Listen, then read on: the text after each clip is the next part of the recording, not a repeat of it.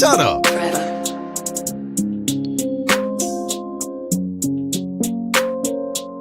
Shut up.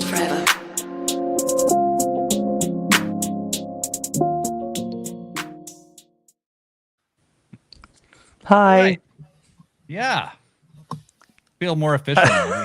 we actually have a themed opening. Mm-hmm. For a crossover episode. Yeah. Well, it was easier to make it because I didn't care how it came out. Mm-hmm. Thanks. That's kind of I'm rude. glad. Yeah, fucker. If it was just stupid, that would be fine. And it was. Production. That's correct. Larry Line. That's the name of this fucking game. Mm-hmm. Production. Hello, everyone. Hi. Hi, everyone. Do you want to introduce us to Greece? I thought we were going to wait until some people showed up. Oh yeah, we're gonna then wait. You're right. That's why I was. You're yes. you're right. You're right. How could I? How could I? just We're waiting, discussed this. so we're just going to sit here and you have to stare at us. Yeah, We're not I'm gonna sorry talk. that I fucking was busy putting all of Yeah. this No. together. Stop talking. The show hasn't started yet. WrestleMania was awesome. Cousin, yeah. Hi. Hello. So yeah. And I'm just gonna point out to Larry Line, you forgot to mention, and Blade is the bag of onions. yeah, Hold on now. I thought I was Dax Harwood.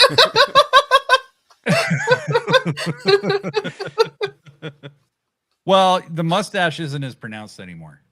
Yeah, that's true. No, you've- I'm you've kind of going revamped- more Goldberg lately. That's what I'm looking for. You're a little Goldberg looking. That is true. Do you ever smack your head into a door? to, I like, get actually yourself cut up? my arm open, smashing it through the car window, trying to get my keys out yesterday. Nice. Mhm. Nice. What? And I've ended, and I ended a legend's career.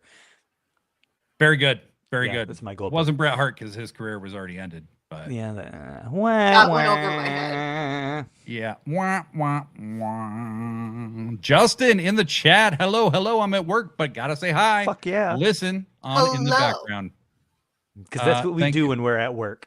Is That's talk what- about yeah. pro wrestling all fucking day. That's what I do. That's what I do. I do. Actually, the guys who sit next to me are like on the sports side of our things. Mhm. Like, and they come over to me and talk all the time to me about wrestling. But Mhm. in particular, a group of them came over to bitch to me about WrestleMania. And I was like, guys, I did not watch. You're Dude, bitching and- to the rubbers. the guys at work don't talk to me about wrestling anymore because they're like big WWE guys, and Uh-huh. so like slowly but surely they just stop talking to me about wrestling completely. Yeah. And now I'll be like, "Yo, it's Wednesday. You know what that means?" And they're like, "Oh no, nothing. Yeah, I don't really watch anything anymore." I'm like, yeah, fuck you. Of course you don't. It's great. Bob Cali 99. Hoi. Boy, Hoi. Hoi. Little Bob hoi Cali polloi. 99. Yeah, we are going to be talking all about Double or Nothing when we Mhm. officially get going. We're not official yet. no, it hasn't started. This is No. just behind the scenes banter. Yeah, this is witty banter that we engage in repartee, as some might I'm say. sitting here all Darby Allin-esque. Yeah, That's what. yeah. Yeah, before the show, before the pre-show, which is what you're watching now, Mhm. we had actually made the comment that this is like pretty much depicts the crowd last night. Like every third person is wearing a fucking pink hoodie. Yeah, That dude's over. yeah. He's popular. Oh, he's so over. And what's nice is I actually got this for like $30 on one of the Pro Wrestling Tees whatnot shows because no they're shit, like really? they're like going for like $100 and something on eBay. What is I a was so whatnot? excited.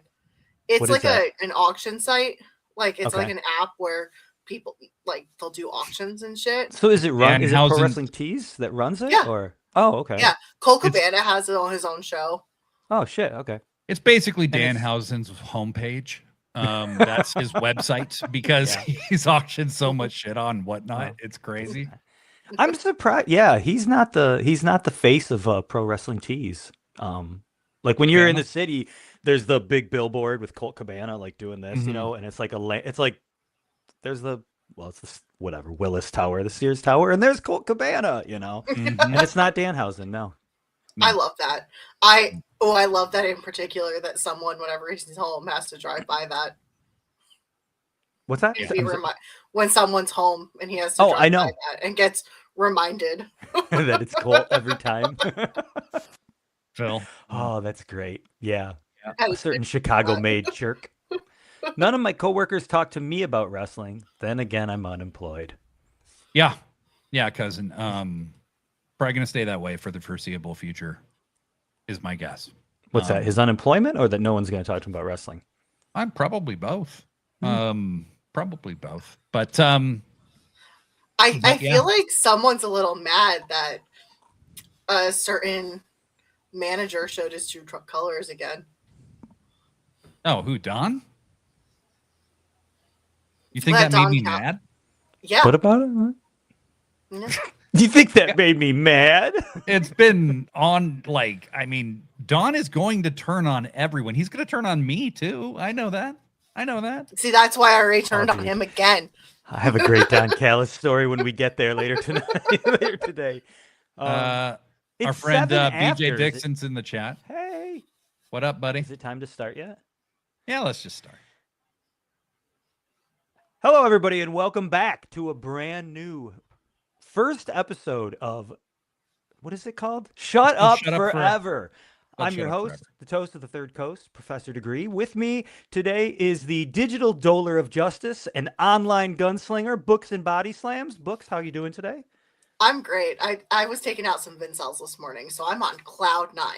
Fantastic. Today we're going to talk about The Mandalorian and Grogu, which is a brand new movie that just opened this weekend. Whoa. What? No. Did you hear something? What's that? No, what? Is there some... I did hear something, but what was that? It's not cool that you pretend not to hear me. That's not cool, guys. Degree, I let you host this thing because I thought we were going to be respectful, and now you're pretending not to hear me, and it's fuck. And Blade's here too.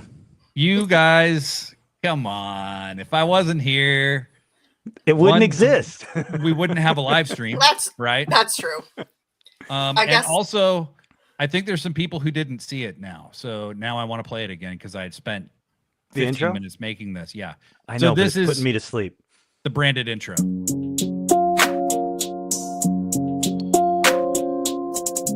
Shut up.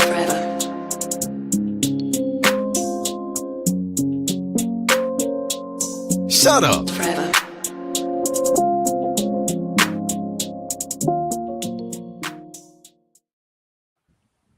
And that's why they call me the GOAT. I really cannot wait to use that against some Vincels. That's true. I might even start calling you the GOAT. Yeah, you should call me the GOAT. GOAT as the greatest of all time. Look at what it's going to do to his head. Look at what he was on when I told him he was right. I mean, he was wrong in the long run. But... In the long run. But I can't even do the show if he's not. I mean, I have to be kind of nice to him. Yeah, totally, because I can absolutely humiliate you guys in post. So I do that pretty well myself. Don't worry. So yesterday was Double or Nothing. I keep tuning in for Professor Degree, and I keep forgetting that Blade is also there. Fucking story of my life, man. That's everybody here. Bob Callie 99 thought the stock video guy did a good dance. I agree. Good. I agree. You did a great job on that. Thanks. You're welcome. Bleary, I appreciate that. That Blade has been done in disguise this entire time. Yes. I'm actually just 3 raccoons in a t-shirt. So it's You're not even 3 raccoons. No, it's You're true. Just 2. Blade is 2 chipmunks in floor-length dresses in a t-shirt. All right. So here's a fun fact. My sister, I have 5 sisters, but one of my sisters showed her little girl the Alvin and the Chipmunks movie, and David Cross is the villain in that movie. Mm-hmm. And when her daughter was little, she told her, "That's your uncle. He wants to get the chipmunks." And so for years she thought that I was David Cross and that I was like trying to kill the chipmunks. Nice. So yeah, that's pretty awesome. You were confused with David Cross. That's nice. Christ, I know. So now I've grown up and now I'm Tom Segura. But anyway. Yeah. Well, or Goldberg. Yeah, or Goldberg. You guys want to talk about Double or Nothing? Oh, Yes. sure. Yeah. We might. I as well. haven't stopped talking about it. So Yeah, so Yeah. last night was the 8th annual Double or Nothing put on by All Elite Wrestling in Queens, New York. The attendance was 15015 at the 150,000 Louis or then. Louis Armstrong Stadium. Both pronunciations are acceptable, though the man preferred Louis. Mhm. So who wants to go first? Oh, me for sure. Okay. So yeah, Books. Don't worry, I got this. So this was going to be an interesting night because they had announced the Okada and Takeshita match like a month ago, and then they had announced the Tag I Quit match, and then it took a really long time for them to announce anything else, and it's only been the last 2 weeks where they've really made anything official. And so, we knew they were probably building to Darby and MJF, but that wasn't actually official till like last week, Right. or whatever. It was one of the last matches made official. And, Yeah, because they signed it last week, but it was like the week before. So yeah. Yeah, and so I guess just to start off, really for me, this was like, basically like a landmark moment for AEW. Last night felt like really, really big point of something. In the history of AEW, they leveled up last night in a really big way, and whether it was the atmosphere, the vibes in the arena, it all came through, and it came through so amazingly. Go ahead, Books. So I have a theory. I have a feeling they put a lot into this to make it feel like a level up, because we all know Tony has something up his sleeve for next year to take the place of WrestleMania. And I think this was to show the conventions, the indies, everyone else, that AEW can be that event. This felt, this definitely felt like a, hey, I heard wrestling broke your heart recently. Well, guess what? We got a whole different kind of wrestling for you. You know? It felt like and we say this every few months, where it's like a coming out party, where AEW just levels up, where they sign a new star or they get some non-wrestling deal. And then it's like all of a sudden, boom, they're just more, they're just more in the public eye, more the new number one in wrestling, I guess. And last night felt like it. Holy fucking shit. Dude, the camera work was awesome. Like the crowd was insane, and fucking Mick Foley. Yeah. It yeah. was New York. Of course the crowd was going to be insane. Yes. Like, well, let's and put some Queens respect on at New that. York. Queens Like, at that. So we are the best state to ever exist. Yeah. I mean, it's like New York is kind of like the Superman of states, I suppose. Like it's like the big one. You know what I mean? Like it's like the big one. Like I got like it is. Chicago is kind of like the Batman, sort of. You know what I mean? Like, it's a different version. Chicago is Gotham. I don't know. Yeah. New York's a big city. It's a big deal. People like New York. Yeti Malone Degree says has a cameo in Mandalorian as Grogu. as Trapper Wolf. Yeah. Oh, I don't know. I haven't seen it yet. Justin says, for those very late match card things, I kind of blame WDBD management for some things, as per Tony Khan's post scrum comments. In spite of all that, they did a 10 out of 10 pay-per-view. I'm not sure what comments particularly. I did see that he kind of alluded to the pressure that's on him about women's wrestling on the AEW shows in some regard. Sounds like it. But I really don't think we need to make a bunch of excuses for that, because at the end of the day, they need to hear our voices, and that we want that regardless. So yes, I'm still going to complain about it every single fucking week. I'm going to be even louder about it. So Warner Brothers knows, and Paramount going in the future knows I want women's wrestling. Right. Yeah. Right. And so it makes no difference, and it's not going to make any difference how we talk about it. I'm not going to obsessively cover that, but I am going to make mention of it each and every time it feels applicable. which it did last night, and we will get to that when we're covering the main card. But the pre-show did kick off with Megan Bayne and Lena Cross versus Viva Van and Zeta Steel. Yeah. It was the 5-minute eliminator challenge. And I gotta say, I really like this match because I liked that the strategy, they weren't trying to win. They were trying to survive. Mm-hmm. And I like that Zeta Steel's running all over the place, trying to just like kill time almost, you know? I mean, it really added strategy to this match concept, which I thought made it more fun that it was a 5-minute eliminator. Mm-hmm. Yeah, you try to run the clock out. Yeah, it made me not hate it because I have not been the biggest fan of these 5-minute matches. So, well, and I think it's partly because they do the, there isn't enough women being featured on the show, and then you have this 5-minute eliminator, which, if there was enough women representation in the show, you wouldn't mind this. Probably. Yeah. But now it feels like a built-in excuse to only give them 5 minutes. You know? Yeah, if that was the third women's match on the card and it was a 5-minute eliminator and it was done in a minute, it'd be like, okay, well, it's the third women's match. At least we've got that. But no, it's kind of like the only women's match. Like, here you go. This is your one match, and it's under 5 your minutes. one match. Yeah. So yeah, that's kind of weak. Yep. But it was a good match, and It was. I think that fucking Zeta Steel has a future. Viva Van's awesome. I mean, we know that. And then what happened at the end of the match? TJ. Yeah. So TJ And I came think back. this means Anna Jay has official. I'm going to assume because we all know how Tony likes to operate. Right. Anna Jay has officially resigned. I don't think Ty J is going to be on the show unless Anna J is re-signed. 100%. Yeah. I wasn't convinced after she did the match where she lost to Willow. I was like, yeah, he might job her out on the way out. I mean, like, I could see that, but like, there's no fucking way they're going to show you Ty J and then go like, oh, well, she left. Well, yeah. And you're not going to bring him back and mention like, what they referred to him as like the original women's tag team of AEW. So I mean, you're not just going to drop that and then get rid of her. So that's I would cool. like a best out of 5 series where they win in the end, because I think they deserve the tag team belts, because again, they are the original tag team within AEW. Right? So I'm really hoping. But I'm one of the few people who did not think Anna Jay wasn't leaving. I was convinced Anna Jay was staying.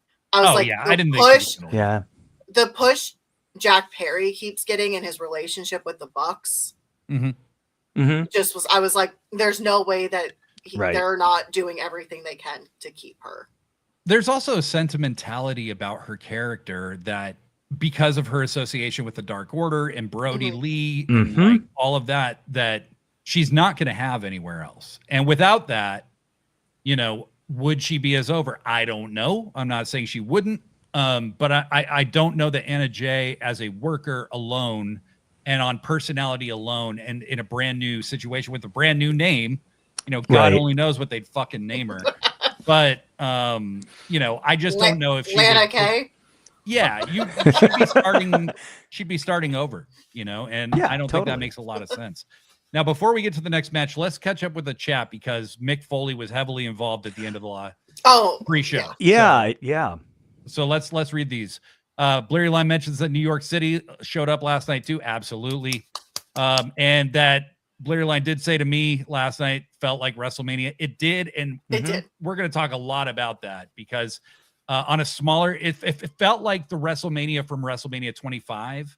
I vividly remember Taker and Shawn in that match, and the crowd is blue. It's got the blue lights coming down. And there was a point during the show where the crowd was lit that very same way. And I was like, wow, this kind of has that 2000s WrestleMania vibe to me. And I mean that in a complimentary way. It just felt huge. Blurry Line continues how good the stage looked, the production, how classy the venue looked on camera, how hot the crowd were. It's kind of reminded me of an arena WrestleMania. Yeah. The camera. You go ahead. Sorry. No, just the camera work just kept astounding me all night. It was like, I don't know if they just got a new team, if they got a new fucking camera, like an actual physical camera or what, Yeah. but like there would just be all these little shots where it would follow like underneath the bottom rope, and then I don't know, it just really looked great. Wrestling looked different last night. So it was pretty impressive. The Mark Davis buzz spot. Fuck yeah. Yeah, so the spot where Jack Perry obliterated a golf cart with the bus was filmed live, which is crazy. But yeah, fans, I did see people posting pictures of it online. The mess was still there. And because a bunch of oil spilled and shit, it did look like there was blood smeared all over the sidewalk, all over the concrete. Like, it was crazy. Justin continues, please complain. We need more women's matches. I totally agree. I'm on it. Yeah, believe me, we ain't shutting up about that anytime soon. You?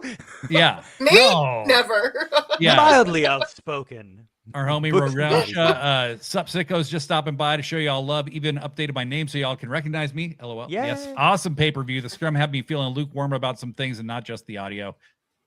Yeah. What happened at the scrum that everybody's talking about? I've like really barely been online, so I know Tony kind of glazed David Ellison a little bit, and that's the Paramount guy. Yeah, and I okay. think I don't know. You could be bummed about that, but he's a CEO. Every CEO is going to look like a spineless wimp sometimes, and that's literally Tony's job. Vince would have had a wrestler go do it and like had them destroy their own credibility. I'd much rather Tony be the one doing it, and I don't know what we can expect differently, because at the end of the day, like, he wants to have as many options for where they go next as possible. Right. It's not like he can sit against them, So I can't fault him for that, because he has to do this right now. This is going to be, if they stay with Paramount, it's going to be a very big contract. So he kind of has to. It kind of goes nice.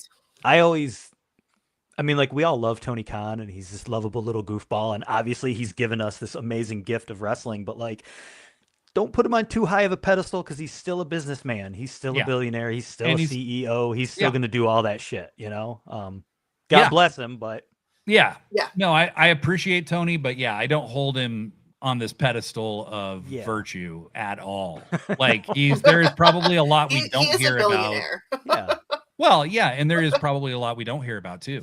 And I just don't vouch for people I don't know at the end of the day. Blurry line, I like that the baby faces had brains and were running the clock instead of trying to beat Divine Dominion. Totally. Zeta and Viva looked like $1 million too. They did. Yep. They did. Fuck your mama 2 times in the chat. What up, boys and books? What a pay-per-view, and what a son of a bitch Kyle Fletcher is. He must pay for his crime against our sweet, sweet cinnamon boy. Agreed. Yep. Yeah, dude. Cinnabon boy. Yes. And like, we're watching it, and I'm just like, he gives him a hug, and I'm like, oh, he's gonna turn. I'm like, but it's gonna happen on Wednesday or next week. It didn't happen on Wednesday. It happened right away. When his music I was being delusional. I refused to accept it was happening until it happened. Maybe he's gonna be okay. We'll talk more about that match, because we haven't even gotten to by far was match of the night in my opinion. But I had like 3 matches of the night, and they were like right in a row. Ty J could win, but they have to make it believable. Divine Dominion are 2 big, strong ladies. I think no. Like, I don't think there's any way Ty J should beat them right now. Right now, no. No, best out of 5 and drag it out. I think you need to have them overcome a real tag team, and this is their first one. And I would have them. Ty J doesn't need to win to get over. Right.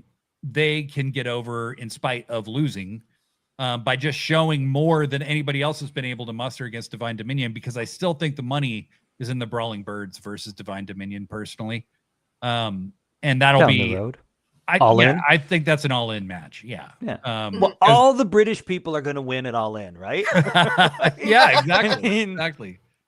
Ty J versus Bunny and Penelope at Rampage show that they were great. Would love to see Ty J versus Divine Dominion. Me too. Run back a street fight. We got more in the chat, but we got more to discuss. Let's keep it moving. Keep it moving, people. The next match was the Ops versus the Death Riders. For the first time, I thought Hook's music was cool. I do not really like his newer theme song. It sounded good last night. It sounded cool in that arena. And Hook did this one takedown that was really cool. And other than that, I don't really care about that match that much. Yeah, It was a good match, but it was a nice little warm-up match, you know? That's all. Yeah, the only thing this match makes me want is more Claudio. Mm-hmm. But like, Yeah. It was like kind of I a don't- I mean, I'm not complaining. It was just kind of like it was a Wednesday match, you know? yeah. No, it was. it was a good pre-buy-in match, right? Like it was. That's what Totally. It is. You got to see other guys you wanted to see and whatever. Anything And I else? would You guys also- want to move on? I would also say that this match just had the benefit of being a you got to see Claudio and Shibata face to face Yeah. for a minute. And Yeah. that's like one of those matches because AEW's roster is so stacked that you don't even have time to think about all the possibilities. Mm-hmm. Like Until there's they're so many calling each other matches- out. yeah. And so them in the middle of this tag, they have that face to face, and you're like, oh shit, this is cool. Right. We need Uh, that. So that was one of those cool moments like that. Yeah, and like these matches, and the next match, okay, we have Shane Taylor Promotions versus the Conglomeration and the Rizzler, in what I like to call a modern day Jim Duggan match. Just kind of like, here's your guest stars, here's your favorite guys, everybody cheers for, blah blah blah blah blah. Mhm. But I like Shane Taylor Promotions, so I'm glad that they're getting more like spotlight because they're fucking cool. So Yeah. I want to see and Lee then- Moriarty like in a real spotlight though. in everything, yeah. Yes. He is and so then- fucking good. Did Mance Warner sign with AEW? I don't know what's going on there, Because but he was there. yeah, him, Eddie, and Ortiz Ortiz. came out. Yeah. Mhm. And yeah, I thought that was really interesting. It that- was pretty crazy. Those three make sense as a tag team to me. I just didn't know that Mance Warner signed. I don't know. Mm-hmm. Mm-hmm. Also, the pops at this point already were like insanely loud for an arena that was half full. Like, That's how you knew it was going to be a good night. Right? well, Right. and yeah, and when Renee Paquette first brings out the guy everybody wants to see, you know, when Mick Foley came out, the pop was so big, it was unbelievable. I mean, it was unbelievable how excited I felt, how excited everybody seemed to feel. Mm-hmm. And then for him to say, you know, I stopped watching wrestling for a few years there. And it was AEW that reignited my passion for being a wrestling fan again. That's everybody. How many It's- times have it's you heard everyone. somebody say that? Yeah. It did it for me too, you know? To hear Mick say it just kind of, I feel like continues to, not that AEW needs to be legitimized, but continues to just put all this like legitimacy in between what AEW is doing. Mm-hmm. I wish AEW did do the crowd sound meter that the other company does, because it would have been really funny to see that go all the way up at the crowd that they had, and no pipe didn't sound. Yeah. But that's just me being a petty little Well, and lady. you know, and so later, you know, Foley's talking about, you know, yes, he's talking about, you know, his love of wrestling being Rekindled. and then he starts talking about the main event and makes a bald joke about MJF. When he said something, MJF He comes made an out and he's going to IWC touch. joke. Oh, did he? What did he say? He talked about his hair plugs from Turkey. Oh, Mick yeah, Foley yeah. is definitely on the Like, IWC right. paying attention to what we're saying. I Yeah. died. Mhm. I was like, or Noel told him to say that. Either Sure. way, Either way. one of them is on Yeah. the IWC paying attention. He stopped before he even started talking to him. He paused and he's just like, if you just give me a minute, MJF, I just want to take this in. Mhm. And like, he's touched by it. Like, you know what I Mhm. mean? Like this guy who has headlined WrestleManias, he's been all over the place and he's touched by the reaction he's getting. That was super cool. It was just great to You could hear. see emotion. Yeah. His And I eyes was and everything. I was worried at first because when he came out with Renee at the beginning, it's like he missed his cue early on and he started talking before he was supposed to. And I was kind of like, oh no, I hope this isn't a sign of what we're going to get. And then he fucking nailed the greatest promo I think I've heard in like the past 25 years. Like straight up fucking Bill, who's in the chat all the time, shoots me a text and it's a picture of him with tears in his eyes. And I shoot him a text back and it's me with tears in my eyes. And it's just like, fuck, he just sold 1 million more pay-per-views, It was fucking awesome. I think Mick I got did goosebumps right now. Yeah.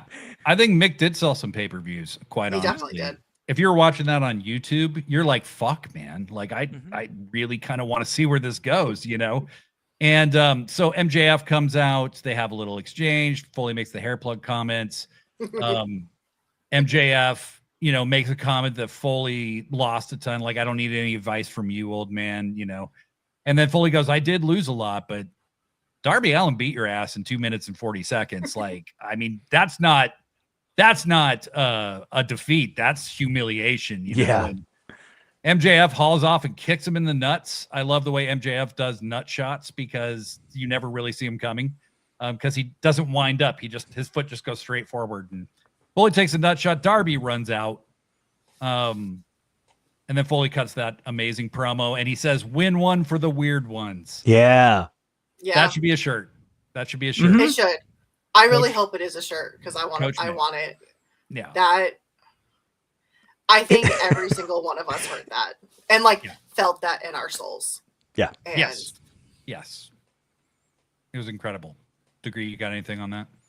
No, I mean, that's pretty much it. Yeah. Like when he starts talking about the weird kids and it's 4 years of drama class and getting picked on and taking art classes and you know what I mean? And being the weird kid. Yeah, like Book said, like we've all kind of felt that, I'm sure. If you're a wrestling fan, there's a good chance. So yeah, it was cool. And that's the other thing is like it's okay, sorry to mention the other company, but like AEW's cool. It's fucking cool. And it's what WWE can't get is it's wrestling fans are comic book fans and we are dorks and we are geeks and we are nerds. And obviously it's bigger than all that too, but like that's what you can't, the corporate world cannot touch the fucking cool kids. You know what I mean? So whatever, weirdos, cool kids, whatever you want to call us. I'm old. I'm not a kid anymore. But yeah, it's just something that AEW has, and it's like it's baked into their DNA that they're goofier. They're a little bit left of center. They're just this is the next step in evolution. And and they have their finger on the pulse of where wrestling is. That's the word. And I think that's really it. Justin mentions that Claudio and Shibata should have a singles match. Yes. Totally agree. Pippin had said Ospreay wearing the Harry Potter sweater wasn't great at the scrum. Yeah. Yeah. I don't love not that. a fan. Yeah. Again, these are some of the most out of touch, weird bubble living people in the world. I'm not saying you should excuse it. I'm just saying I'm not surprised. Blurry line, the pop when Claudio and Shibata got in the ring was maybe the loudest pre-show pop I've ever heard. Though Mick had some big ones. Blurry line, I'm pretty sure Mick's was the loudest. Okay, like, yeah, Foley covered his full contract value in one promo and then some. He really did. I mean, you just immediately realized this guy's worth whatever they're paying him. Yeah, if he did nothing else, that's like they're gonna start drawing from that for video packages down the road, years and years. Yeah, Megio Kenna, what's up, buddy? I think people have lost the art that counterculture can be punk rock, corporate advertising culture can't by design. Yes. There you go. Very, very true. Oh, he's never in the chat. What's up, buddy? I didn't realize that Shibata and Claudio had never had a singles match. I mean, again, that's just like one of those things where it's like you didn't even know that you didn't even have time to think it through. Like, there's still a million fucking possibilities for dream matches in AEW alone where people have never wrestled each other or they haven't in a long time.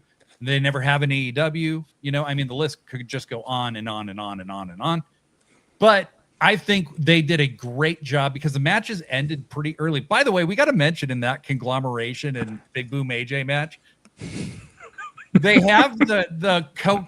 What was that water? Vita Coco. Vita Coco. I couldn't stand it. They kept saying it so much. Vita Coco, Vita Coco, Mhm. Vita Coco, Oh, Vita Coco. That's my favorite coconut water. Like, I'm like, well, now I don't want it because I was annoyed by it all night. Right? Like, at least it was just the pre-show. It could have been a lot worse. And I think, wanting to keep a lower profile, Excalibur had invited Zoran Mamdani to the event. And that was my guess, was that he was the guy in the Vita Coco. Oh, yeah, definitely. Yeah. He just had to keep it on the down low. He just had to keep it on the DL. Doesn't want to lend his he doesn't want to play favoritism. Yeah. He's not a tribalist. Yeah, he's not a tribalist. Right. Exactly. Even though I think he has played favorites. Thinks WWE is bad, just like everyone does. So anyway, but they did a Vita Coco water spot in the match, and then QT Marshall fell off the fucking top rope to the floor, and slipped. And I'm like, he could have blown out his knee super easily. And like, you're not going to hear me crying over not seeing QT Marshall in the ring. But like, at the same time, I don't want the guy to blow out his fucking knee and have to retire. So, it's also not the best way to sell Vita Coco water because it's like, oh, and if you get it in your eyes, it'll blind you. It'll blind you and you'll fall off the fucking And then he was limping around, after that spot.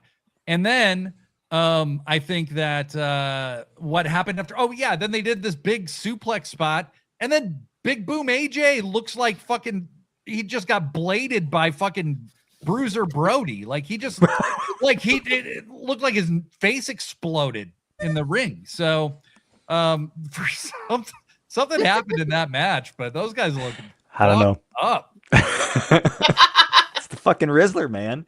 Yeah, you can't trust him. You just can't trust that kid.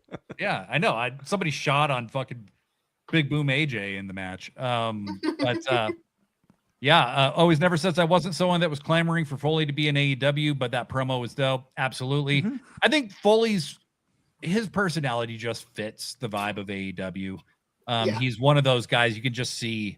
Meggy Okena says, can we all agree since Claudio's earned the mask, he's been plus 5,000? Yeah. Yes. Yeah. And he is the first guy who signed a double contract. So he has a contract with CMLL. So you see these guys I think they're living out some of their dreams at this point. Do we think that the sponsor money covered QT's medical bills? Yes. The Stephanie K. Hi, all. Sorry to be late. Don't be sorry. We're happy to have you. It's Brillia on Threads. Yes, friend. Good to see you. Great to have you here. Thank you so much. Blurry Line 7. Harley genuinely had to stop the Rizzler falling over like 4 different times. It is not.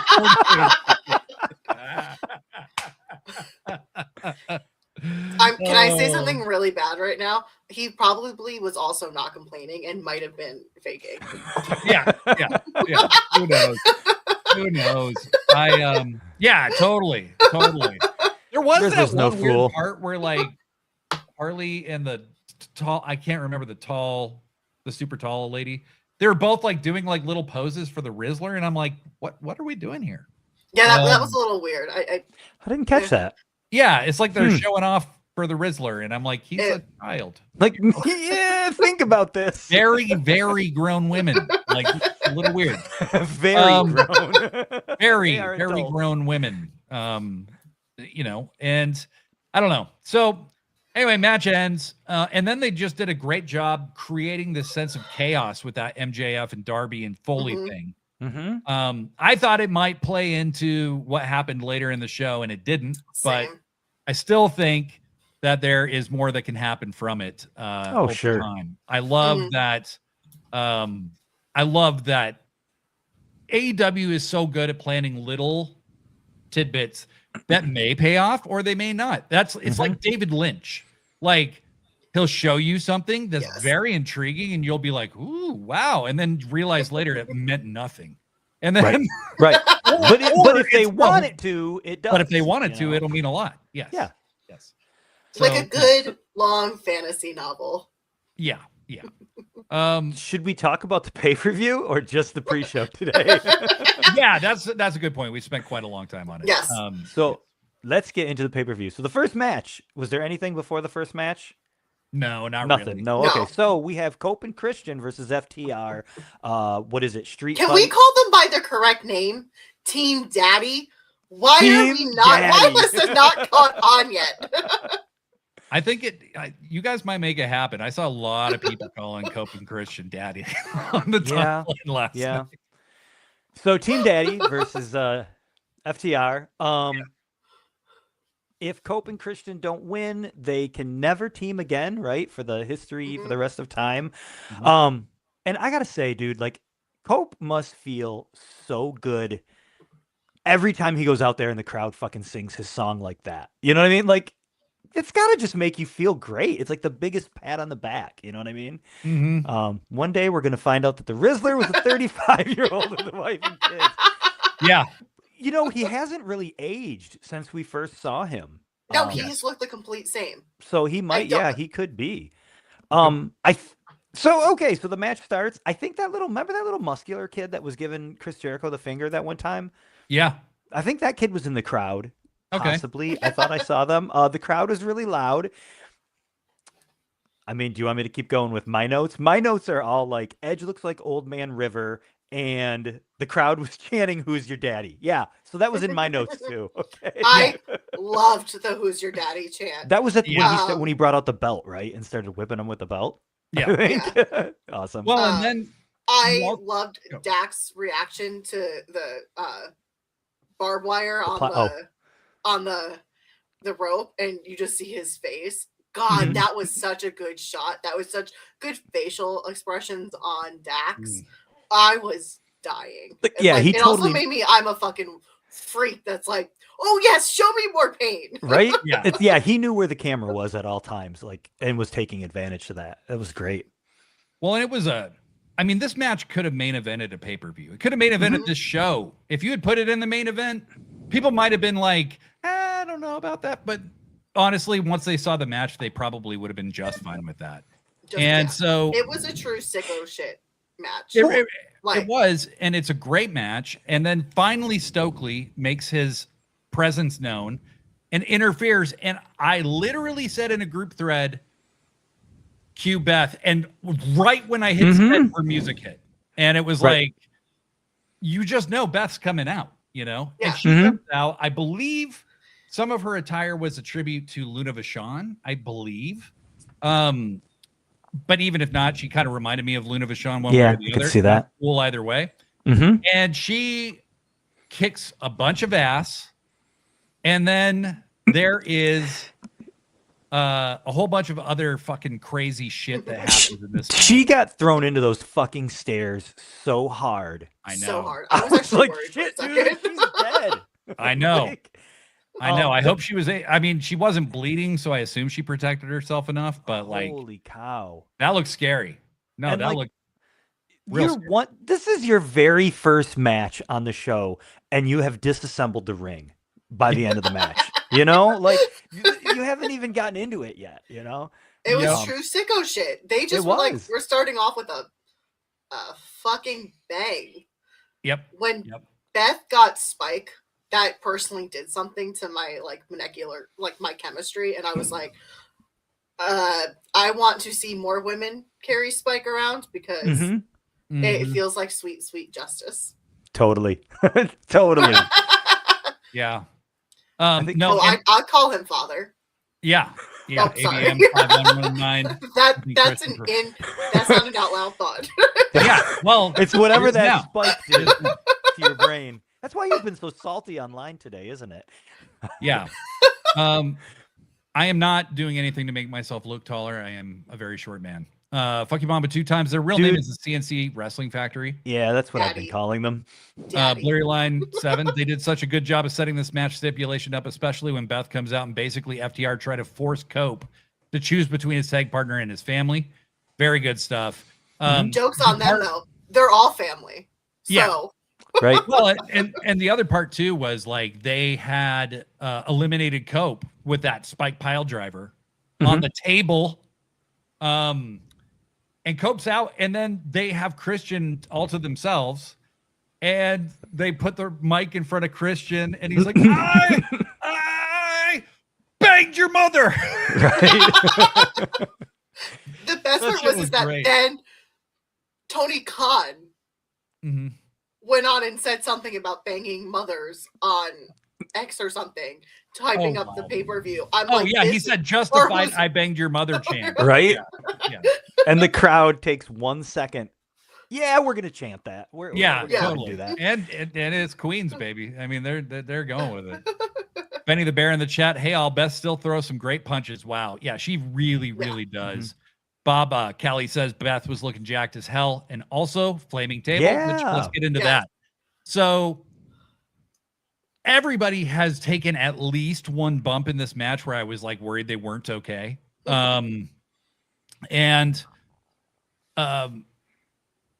Yeah, so Beth's been run into this thing, and then Cash and Stokely are on the outside trying to set up. Was it Cope that they were trying to set up on the table? Yeah, I Yes. believe it was. Yeah.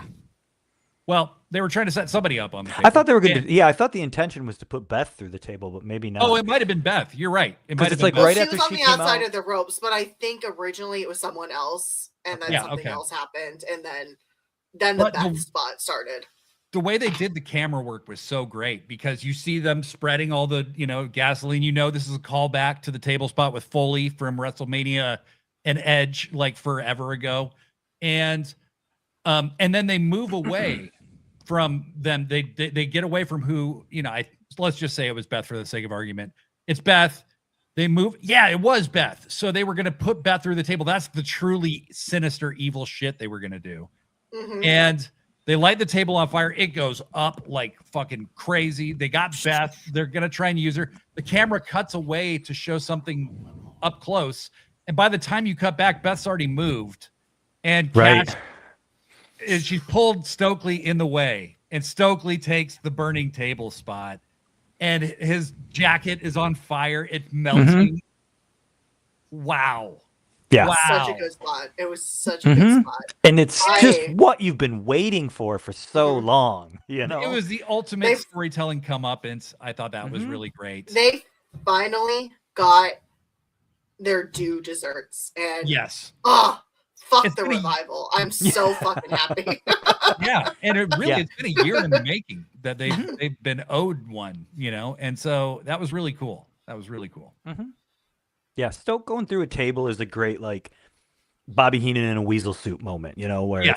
it's about fucking time this guy got something, he got what's coming to him. So yeah, that was cool. And then we got new tag team champions, so that was cool. Yay! I know. Yep. I was sitting on the floor during Revolution. It was wild to see the ring crew scrambling to clean the blood from FTR versus Bucks. Hey. Nick Jackson almost bled out in front of that damn crowd. I'll tell you that. So yeah. there's like a no blading rule or something in New York. Is that the I don't case? think you can. Yeah, I think that you can't blade. So like whatever you saw was probably hard wave Just or hard wave. fake blood. But I don't think anything that happened in that Copeland in this match was fake. It was wild. Right. And how cool is that like we're sitting here talking about, what a lot of people are calling the best pay-per-view that AEW's ever done, certainly the best of the year. And for anybody who wants to say that they, that they're too gory, that it's too much blood and guts, it's like, well, there was none here. There was nothing Yeah, tonight. none. They didn't, if they have to rely on it, if it's their crutch, not tonight, it was Well, and that's totally the thing, clean. like that's always been a disingenuous argument anyway. It's like the Yeah. quality of the Yeah, wrestling it- is so high, you could have no blood ever and it would still be Yeah. great. But the blood's cool too, I mean, Yeah. Something I was fucking going to awesome. say later on. I was going to say this pay-per-view proved that AEW can do everything. Mhm. And Yeah. it went from the violent to the amazing technical matches and the real wrestling matches, and then you got goofy and silly. Like, anyone who says they just rely on these cheap things, not cheap things, but blood, Yeah. is so bad faith because they have not seen anything other than clips. Mm-hmm. Yeah. They used a brandy rose and lighter fluid. Yes. Oh my god. When they did that table spot with Andrade where like she just poured lighter fluid everywhere and then they both ended up going through the table. And it's like they're not even feuding. Like why are we doing that? Just everything Cody did in those last 6 months made no sense. It really made no sense. Maggie O'Kenna says, by the way, news about 15 minutes ago, WWE interested in re-signing FTR. I wonder if there will be more back shaving and Uzi hot this time. Yeah. I mean, I remember Dax. I mean, this is wrestler bullshit. So he said he was retiring after this current contract. So really, I don't think I who also don't knows? see them going back. I think they felt extremely disrespected the last time, and I don't think they're completely fucking stupid. yeah. Yeah, why would they? What do they have to gain other than money? If that's what they're going for, and even that's not guaranteed. Hi, my tag team partner. Heel I was reads also and at hot that point. tags. Wow. Yeah, you guys have very complimentary kayfabe Wow, names yeah. here. Hey, I've been to Blood and He's my Guts tag before. team partner. Yes, I've been to Blood and Guts before, and last night wasn't close to it. It was just pure entertainment and amazing talent. Absolutely. Absolutely. And because I was at the same Blood and Guts, even when you're there, you don't really notice the blood. Right. And it was in Blood and Guts, and I'm not sitting there. The only thing I ever noticed was the sky blue face, and I was like, Well, "Holy shit, that's a lot of blood." Yeah. but when it's on TV, the camera's focusing on it. Yeah. Yeah. Yeah, you can see Sky Blue's blood from space. Yeah, it was bad. But yeah, so anyway, they basically get it down to where it's just Dax. And I loved that they are grinding, they're just putting him through everything. Double submission, I called it. And they did the double submission, and at first he wouldn't give up, but I loved how he tried to do the Tully Blanchard thing from the Magnum TA match, where he's like, no, and then they get Spike and they put it in his head, and he's like, I quit. You have your new tag champs. We all knew Chicken Kofi and chips. Christian were eventually going to be tag team champions, but you got Motor City Machine Guns on the way, very likely. New Day on the way, very likely. No, that's 99.99999%. Yeah, Austin Agreed. Yeah. was posted right before the start of oh my Double god, or what's the Nothing. name of this? Double or Nothing. It was shit talking with a fan wearing a Kenny Omega shirt. Yeah. It is, I feel like, Yeah. confirmed that they are on their way to AEW. Yeah. Pushing up daisies for us is going to suck so hard tonight. Probably. Yeah. I would say if you watched Double or Nothing and now you're gonna watch Raw tonight, like have fun. Yeah, enjoy I that. was low-key tempted to watch Raw just because I want to compare. Yeah. Like, I know they're two different ballparks, but it's like I don't understand how you go from. Yeah, this You're is like, great. Makes a fair point. There were plier circumcisions, but no blading. no You're not blading. savages. As long as you don't see blood. I feel like they went a little extra hard with certain weapons Yeah. and certain things because of the no blading rule. They're Well, like, and- oh, we can't blade? Here's some pliers. I'm going to pull a tooth out. Now you have to wasn't think taking about it what we're easy on doing. anybody. He had the pliers in his nose and pulled on his nostril real hard. I was like, God damn. Copeland heard everyone calling him old and was like, well, fuck Right? you. I'm going to go nuts. It's amazing. You guys are talking about other wrestling on Monday nights, and it's like, dude, this show, it was like 10 o'clock, and I'm like, holy shit, it's 10 o'clock already? What the fuck? Like, how did this go by This was so the fast? first pay-per-view in a long time where I was genuinely like, holy shit, this does not feel long. No, not at all. Because I felt Dynasty felt long because I actually fell asleep, which I don't really fall asleep I during got that. a little but, like, sleepy later on in this show, but I might have taken That's some because you're gummies that old. might have had something to do with it. But this felt like it felt like a 2-hour show yeah. because it just was nonstop. And speaking of taking a long time, we are only on the very first match, so we should probably keep moving. That's a Let's go. segue. Yeah. The next match. Talk about the greatest match to ever happen on Yes, TV, and so that's why I got super life. excited a minute ago when you were talking about the cornucopia of wrestling. There was a point during this match where they just did some amazing sequence, and I don't remember what it was. And the crowd did that thing that you see when you watch Japanese wrestling, where they go, "Holy shit, that was a fucking amazing sequence. We're going to stand up and cheer for actual wrestling, Right. not for a Reversals moment." and shit. Not for pyro, not for charismatic, whatever, for fucking wrestling. The crowd was cheering for professional wrestling. And it my heart swelled. It felt so good, They have So been Okada build- versus Takeshita. Yeah. Yeah. So they show that this is coming up next. I'm like, what are you guys doing? This is crazy. Like, you just had Insane. that match, and now you're going to have Okada versus Takeshita second. That's And crazy. we all knew going in that this was a match of the year contender. Oh, for sure. So, like, But that was number 2. fucking wild behavior on Tony Khan's part. well, and the potential downside is that they had built this for so long, and probably a little too long, that the expectations are through the fucking roof by the time you get to this match.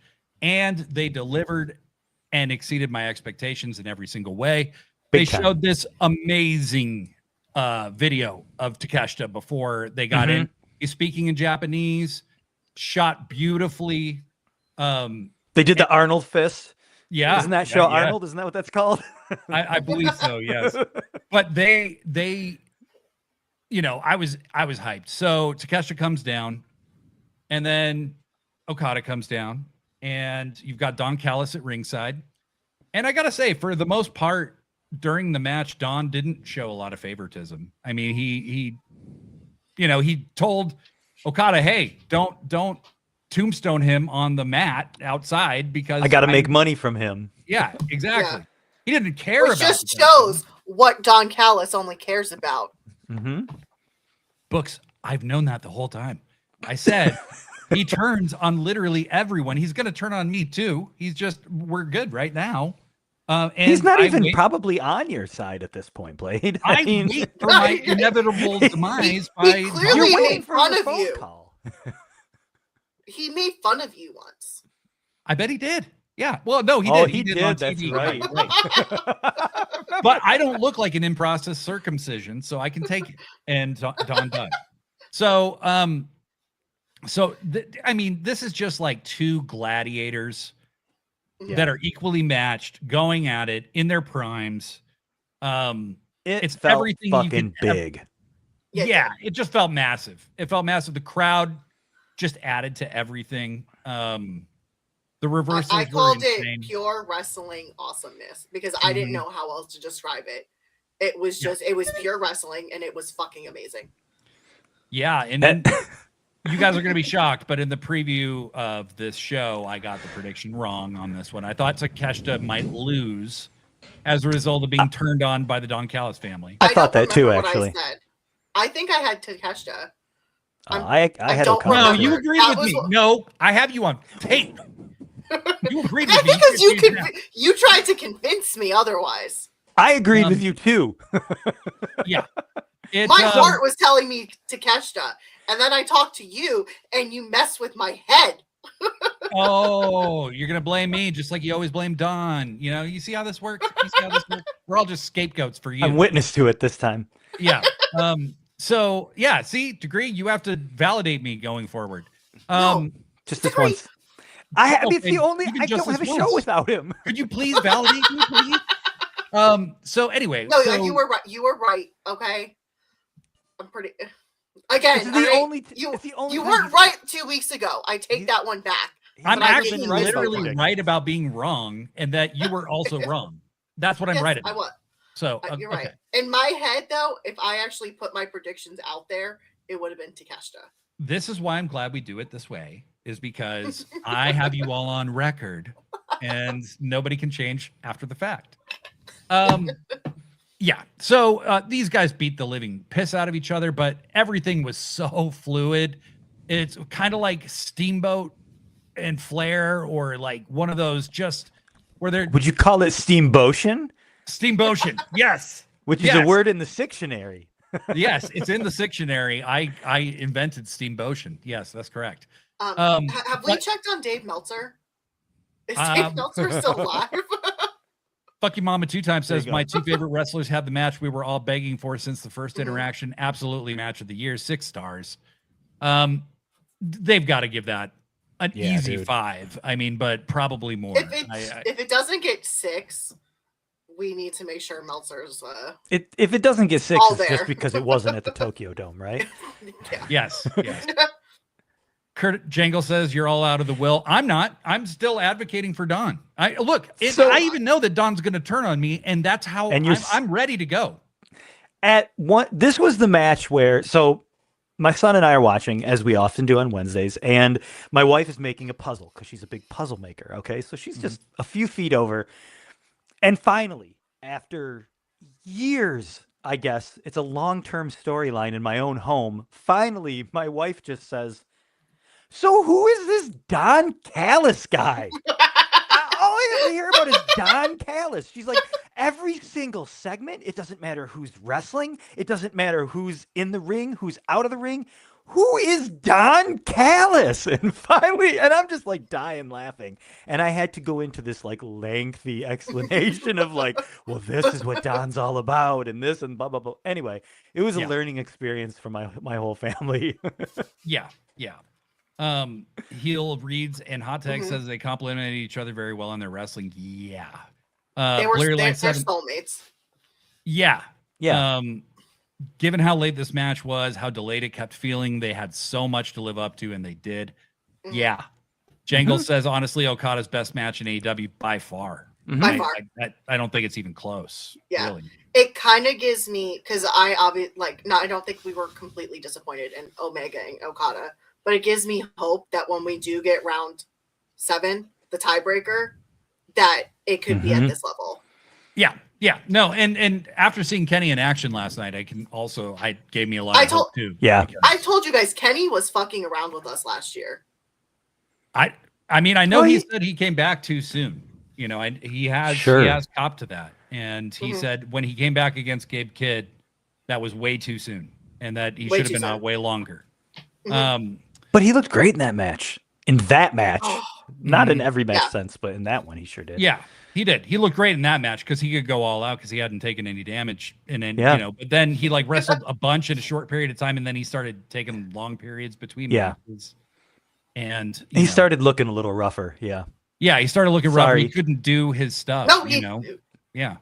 100%. And I think he knew that by the end. And I'm glad he's continuing to take time so we can get these big matches, because we are obviously going to have a couple more big dream matches coming up with him. So Callis talks Okada out of tombstoning Takeshita on the floor, but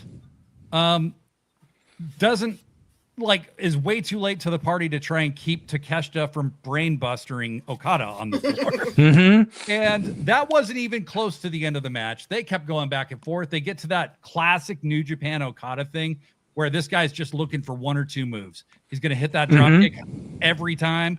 He's going to go for the Rainmaker. Drop kick, Rainmaker. Drop kick, Rainmaker. Sometimes he hit it. Sometimes he didn't. They go back and forth, back and forth, back and forth. Takeshi's hitting him with everything. Okada's hitting him with everything. And Takeshita just fucking beats him. Straight up beats him. Clean. Takeshita stands up. It's like the greatest victory of his career, in his world. Because he just beat the guy that he's like, the greatest Japanese wrestler of the 21st century. Yeah, even more so than Omega and Okada. Like, he's gonna go down as a even more than I was gonna say the IWGP belt. It's like, but beating Okada is kind of a bigger deal, Yeah. Yes. I mean, yes. And after the match, they kind of have this, Takesha's celebrating and they're talking about how the Don Callis family's coming down to the ring, and I'm like, here we go. Right? And so at first, it didn't necessarily look like there was a problem. And Davis and Takeshita are having words. Right. And I'm trying to figure out what's going on. And then Takeshita starts all right, you fuckers want to go. Like, we're going to go. Everybody else backed off to the other side, and Takeshita was by himself. And then Poor the Takeshita. Proto Stars Star hits, and Kyle Fletcher walks down. He played this so perfectly. He walks slowly down to the ring, all business, and he gets in the ring, and he looks serious as hell. And I'm like, I had said while he was on his way down to the ring, I was talking to Kayfabe K through text, and I said, Kyle's about to break everybody's heart right now. And she's like, oh my God, I hope not. And I was like, no, he is. Like, I guarantee it. And so He gets in the ring. He backs the family down. It looks like he's chosen Takeshita. And I wasn't fucking fooled, not even for a second. Because I was too. What could you do? Like, you can't have both these guys leave the family at the same time. You know what I mean? Yes, you like, can. Yes, you can. No, you can't. But it Too didn't big look loss. like it didn't look like anything was happening at first. So I was like, oh, they're just gonna stretch this out. Like, you know what I mean? Like, he won't turn on him until Wednesday or the following Wednesday. And I was so also wrong. The family gets out of the ring. They start to leave. He raises his hand even, and I'm like, here it comes. Nope, not quite. But then when he handed the belt to him, and he takes the belt, and then he raises his hand one more time, and then he just turns around and fucking nails him with the clothesline. Everybody is like, that was the exact right way to do this, because they fooled you all into thinking this was over. It was not over. And I was on an emotional roller coaster. Yeah. Oh, and Threads just lit the fuck up with. I went from Fletcher. I can sum up Threads. Fletcher is also Team Takeshita. Fuck yes. Fuck you guys.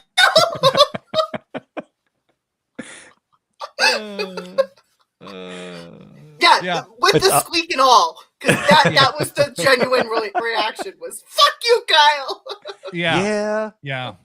Let's see. Kurt Angle, God Killer Takeshita. Exactly. That's how he Alpha, felt. That's what they should That's oh God. There's currently no reason, barring injury, that we pray does not happen, where Takeshita doesn't end up as one of the top 5 Japanese wrestlers in history. I agree. Yeah. Pippin says the first heartbreak of the night, and yeah, big time. I'm not emotionally okay. He has everything call Tony going. Khan the Heartbreak Kid now. Yeah. Well, look at Shawn Michaels. I don't think that weird-looking motherfucker's breaking any hearts anymore. No. Blurry Line 7, he has Only everything when he looks going in the for him mirror. to become a legend akin to Tana or Okada. I agree. Yes. Funky Mama says 2 times on site whenever I see Kyle Fletcher. Yep. Kurt Jangle, I don't believe in love anymore. Same. Oh, yeah. Benny the Bear says, yeah, it was taking so long. It's like, yeah, here it comes. And then, Bob Callie, Don Callis, and Kyle Fletcher proved that you can never trust dudes in 3-piece suits and no socks. It's so true. So true. Nope. Fuck Don Callis. Yes. Little And then weasel. always never adds. You That's what I absolutely was gonna cannot get have to. both Fletcher and Take leave the family at the same time. I also love that spot with Okada and Fletcher with the belt. Yep. So And there's your fucking seeds that you're planting down the road. Mm-hmm. But what I took this as is Okada's like, oh, fine, I'll be done with him. Like Okada and Takeshita, I think they're done. Yeah, probably.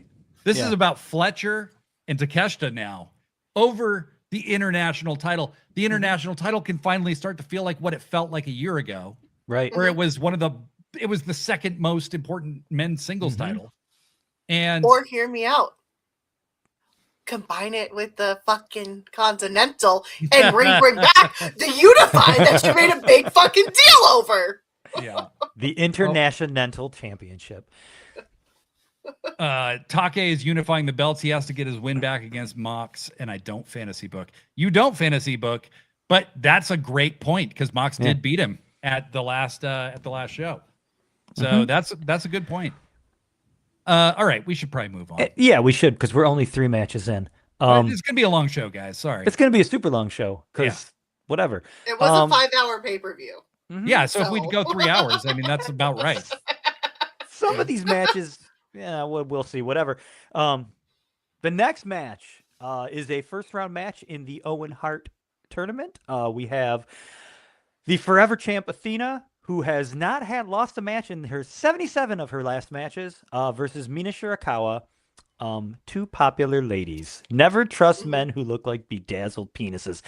Fucking truer words have never been spoken. It really is true. Blurry Line, thank you for reminding us of that because Dawn and Kyle both look like bedazzled penises. It's come up several times in my life, and those are true words. Absolutely.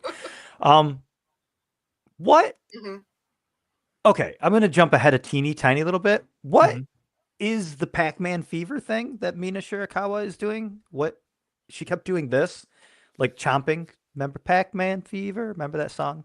Okay, it was an old song, Pac-Man was a popular video game in the 80s, and they made a song called Pac-Man Fever, and people would do a little dance where they acted like they were Pac-Man. And Mina kept doing that throughout the whole match. The fuck was that? I don't. No one knows what I'm talking about. No. She kept doing this. I'm gonna have to rewatch. Like she was going chomp, chomp, chomp, chomp. And I Did thought you it was take- like calling for a move, but I don't know what move she was calling for. Did She you take did it. Medications yesterday. I did take some medication yesterday, and that may have had something to do with it. That's probably why I don't remember a lot of the details from these matches. But she kept, yes, crocodile arms. Thank you, Bleary Line. She could. So okay, I don't and it goes recall this. Pac-Man fever. It's driving me crazy, driving me crazy. You never heard this song? I've heard Buckner it. and No, but Garcia. I'm a late 80s baby, so like I Oh. grew up in the 90s. It's horrible. It's a horrible, horrible song about Pac-Man. We had the 45. Anyway. So Athena no one versus knows Mina what she was Shirakawa. I don't know why was- she was it doing ain't it. Not like she's not calling for a move. Well, I don't know. I don't. Anyway, it maybe was she a was good just like, match. I'm going to eat this bitch. I don't know. I don't know. I don't know. Well, she didn't. It was a good match though. No surprise. incredible. Because holy shit. It was. I would like for I- Athena to win the whole thing personally. I but would that's too. just me She's my personally. pick. Okay, good. And here's my thing.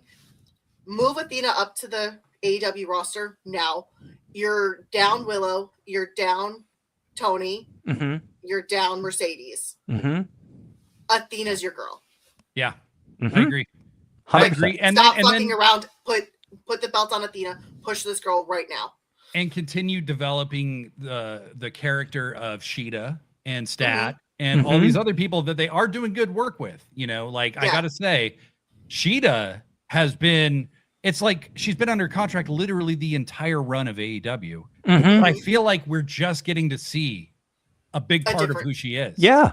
And Her whole it's She really kind title of cool. allowed her geek side to come out, and like you can kind of tell she's playing a video game villain Mhm. right now, which I love. I mean, it's my favorite type of gimmick. So like, fucking push her.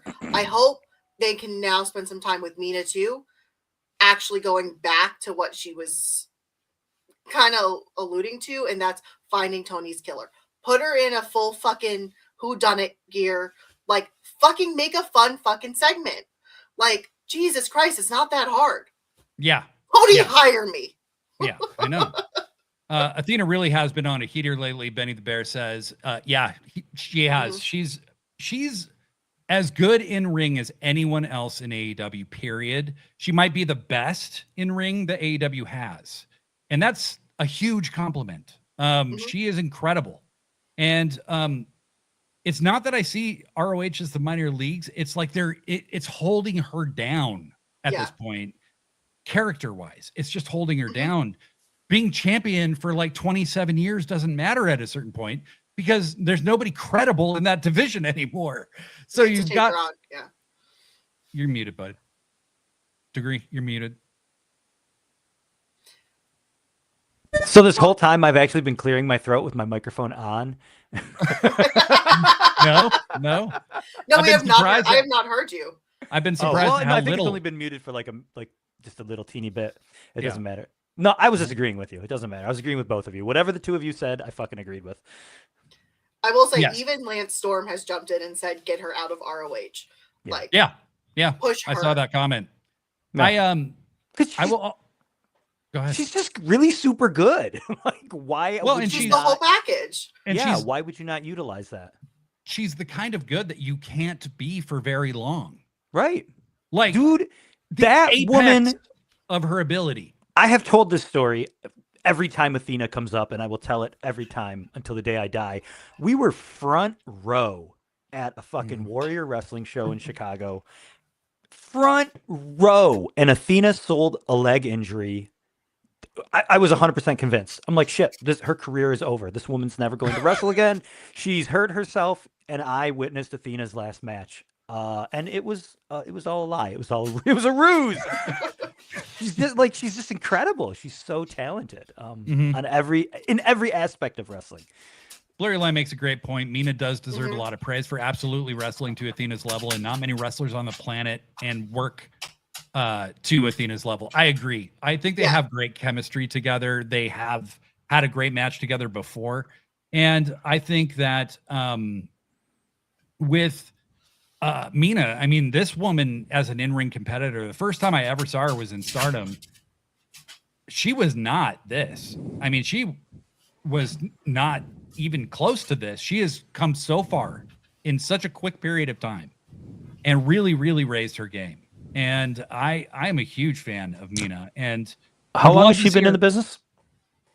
6-7 years maybe. Oh, okay. Oh shit. yeah. Okay. But Because she's she's leveled new. up massively.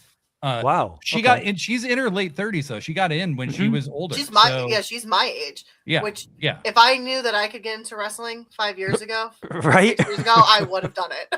Now, not so much. But Getting Malone. No, What's You- this? I don't know. I don't. What did I? Is he tricking me into something again? Yes. Yes. Yes. Very likely. Yes. Maggie O'Kenna says, here's the thing. Time and time again, when asked, Athena talks about over how happy she is working ROH and running her own promotion, Metroplex in Dallas, in her home. I agree. She can still do it on the AEW roster. There At a is certain something. point you have to prioritize what is good to watch. There is No. something though to be said for like years from now, when all is said and done, and history, the books have been written. Mhm. She's gonna be a fucking 6,000 day champion, and like that's fucking cool. I'm a big like, I like continuity. I like, history and shit like that. And so to be able to look back at her and yeah, okay, so she's not in the main roster doing the things she should be doing, but damn, that's a cool little piece of history. You know what I mean? Like she's gonna beat Bruno Sammartino's record. Well, that's what I was just about to say. Like they had Roman beat like a bunch of records, and Mhm. then Tony's like, "Fuck it, I'll just have her beat Bruno." I'm She'll talking be the champion real, for like 14 years. yeah, like the what is it? Is it 7 years straight or something? Like Eden spotting. Yeah. there's a beautiful horse behind you. Oh, Blurryline makes the point I was kind of dancing around, not to age people or bring up shelf life, because I believe Athena is going to go for a long, long time, but Athena is going to be 38 soon.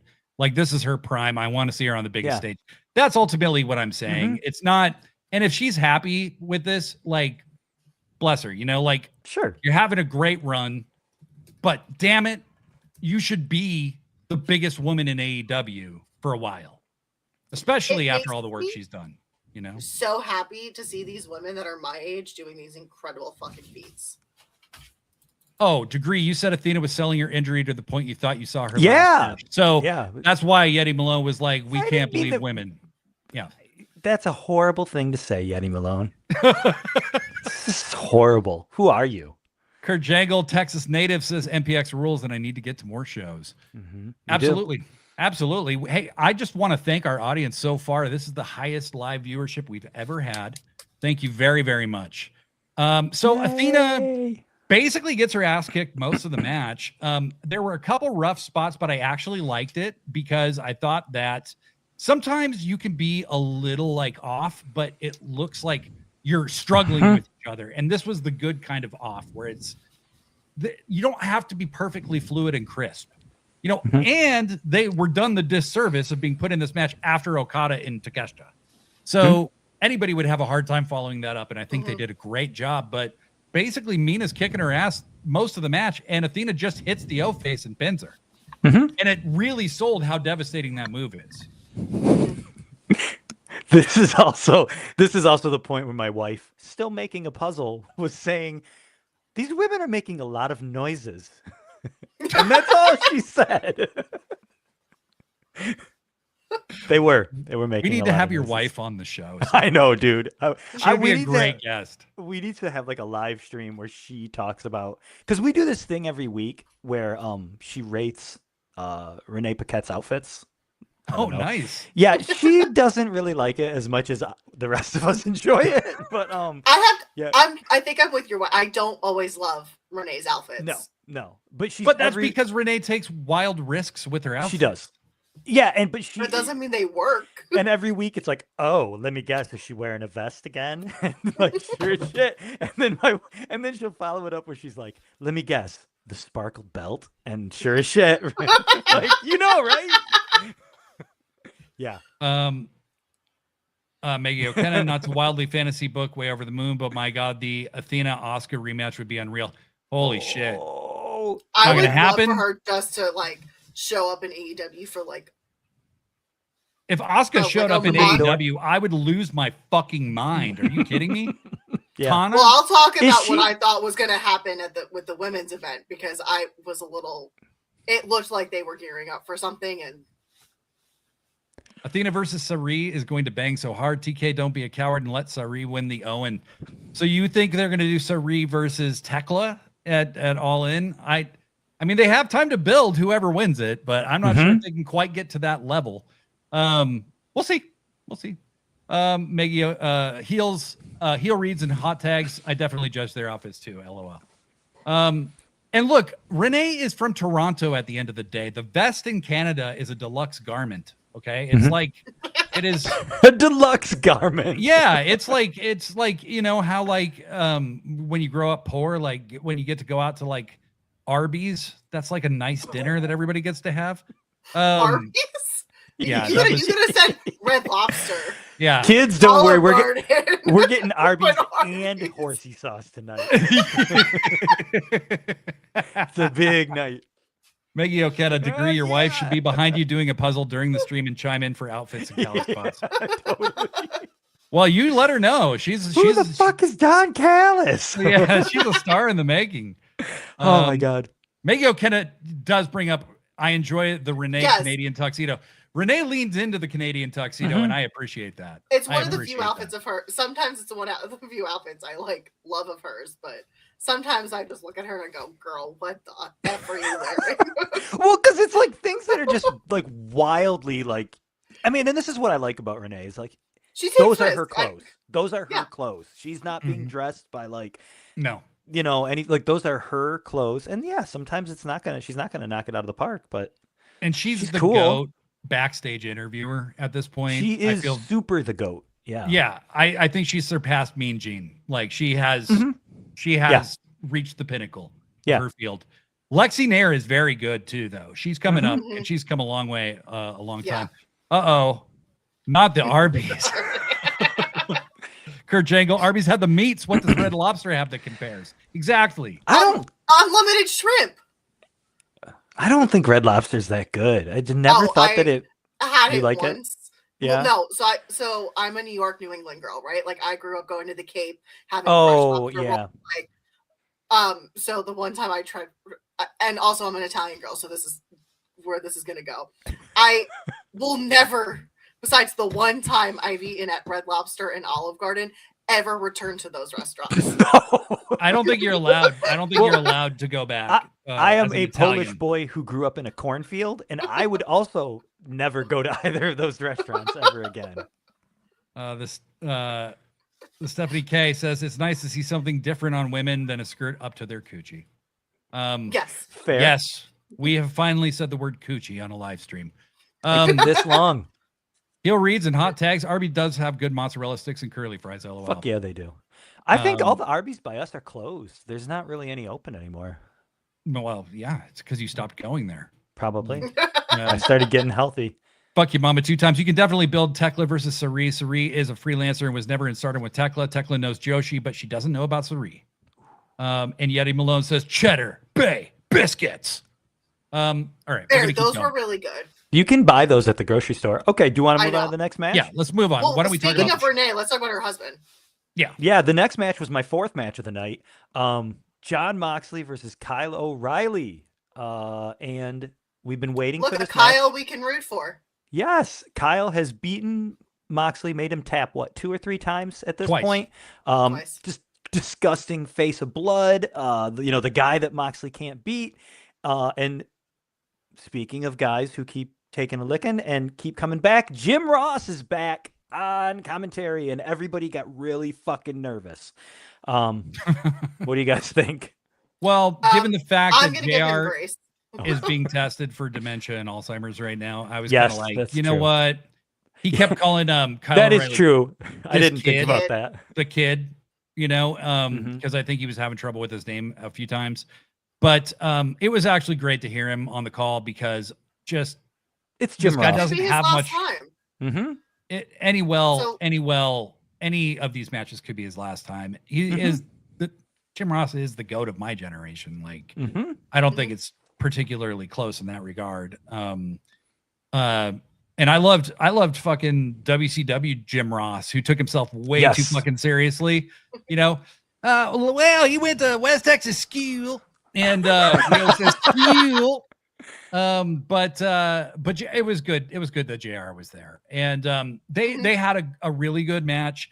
Very different than every other kind of match that you saw on this show. It was grappling, it was mat work, it was kicking, punching, physicality. I liked the finish because I knew Mox was going to win. I just what's the point of having O'Reilly beat him again? Because O'Reilly's clearly not in line for a big singles push. So, I think O'Reilly's okay with that. O'Reilly's a trios champ. That's and he's been injured a lot. And that's really, you got to be careful where you slot him in. And so what I loved was Moxley, kind of reverses into a ankle lock of his own. And I loved O'Reilly's trying to get to the ropes desperately. Desperately. Yes. Sold it. It was all O'Reilly. He made the ending. It looked like it was glitching the way he was like jerking for the ropes so much. And they called him like a caged animal or something. Yes. And he really played that up like he was a caged animal. And he's spinning around in circles and Moxley's just not letting go. And he finally he can't get out. And he sells like, I can't push or pull myself anymore. Yeah. And he just lays there for a second trying to figure out, is this really the fucking end? And he's like, yep, it's the end. And he taps out. That's all I really have for this one. It was great psychological storytelling on Moxley's part. Yeah. And it was, I'm glad Moxley won with the ankle lock submission. I thought that was a perfect way to end this. Yeah. And ultimately Kyle helped Moxley's character advance. And I think that he should be proud of that because he played a really important role. I don't think a lot of people can say that in AEW. Moxley's usually the one advancing others. So for him to be advanced by Kyle, that's a big deal. That's a big deal. You're playing an important role there. And Kyle gets legitimized in that. I mean, not that he needs to be legitimized at this point, but just he went the distance. He went the distance as more times than most people can say they've done with Mox, Yeah. I love that Mox kept taking out Kyle's legs to take away those vicious kicks. Yeah, Benny the Bear. That is very true. Mox, the psychology of his matches over the last, really post-title reign, post-world title reign, have been so good. Like, just logical MMA kind of influenced matches that are just great matches. Mox and Kyle is like my preferred genre of MMA influenced wrestling. It's not fucking raw underground. Yes. It's something very much within the realms of wrestling where both guys just happen to be very competent martial artists who can make their stuff look good. Yes. Hey, New Day Mark in the chat. My ears no longer hurt from being in that crowd last night. How did it feel being at one of the greatest shows I've ever seen in my life? I was just at Dynasty. It was a lot of fun being there, but I know damn well that show was nothing. Last night was the show. Last night was the fucking show. So I was happy for you. I was thinking of you. Great. I'm very glad you got to be there. Super cool. Yeah, there's a point in any Jon Moxley match where he is like a bad guy in a video game, and it's like you've depleted his power meter. Oh, but he's got a second power meter just waiting. Yes. Because it's Mox, It's Mox. He is the big bad. Yeah. And the handshake at the end was classy too. I liked that. It was. It was begrudging, and it was like you could tell O'Reilly hates his guts still. But you got to do it. Jangle says incredible physical storytelling, and both men played their roles perfectly. Exactly. Really, really good match. Then, as Mox is making his exit, so Will Ospreay comes out. Keep going. Yeah, I know. I was waiting for. I'm going to get. Should I keep doing the song? Yeah. So the crowd is going nuts, and Ospreay comes down. He's just wearing a simple black kind of leather vest looking thing. Can we take a moment to appreciate Dark Will Ospreay? Holy fuck Sith Lord Will Ospreay. Alex is a lucky fucking lady because I don't know what Will Ospreay did on his recovery, but dear God, and then he comes out looking like an evil overlord. I was done. Yeah. Well, I think what he did while he was gone is he fixed his hair. He did fix his hair. He just got his hair figured out. They got it sorted. He didn't know where to go with it. Is? Was it just his hair? I don't know, but I mean, he lost muscle mass too, but like he had the charming smile, but the hair just never was quite there. Well, and now his hair like was different every single week. I was expecting him to come out in braids or something. Yeah, one he week. wasn't I mean, sure he what was to just do very with it. different every single week. He got it. I could see him with one of those caps that has the dreads in it at one point. Like, you know, just, you never knew what you were going to get with Slick Willie, you know, but now he's figured it out. A visor with the fake spiked hair on the top, you know, that's a classy look. My dad had one of those. Maybe Alex coming to AEW was a good thing, so she can have control over his hair. She has control over the hair. You can tell. There's somebody else guiding that ship now. Yeah. It's a relief. Blurry Line 7 says Mox is one of the best in-ring minds of his generation. Agreed. Yes. I think him and Kenny Omega, of their respective styles, could probably take that at least deep into consideration there. And then New Day Mark says that was the greatest show I've ever been to. The pop for Foley at the beginning of the buy-in with only 3,000 or 4,000 people in the building was the loudest pop I've heard in person. It came through very loudly. Yeah. Like it was very So loud. are we renaming the Road Warriors pop? The Foley pop? Right. So the match. The weird one pop, yeah. Samoa Joe and Will Ospreay. It's like my own personal Mount Rushmore, or at least half of it in the ring. Ospreay, fucking the bell rings and he's already on him. This is the new Will Ospreay. This is the badass Death Rider. This is the Death Rider. Will right? Ospreay. He's a bird of prey, as Mox told him. And it was a super good match. It's funny considering Brawling Birds. Yeah, good point. Right?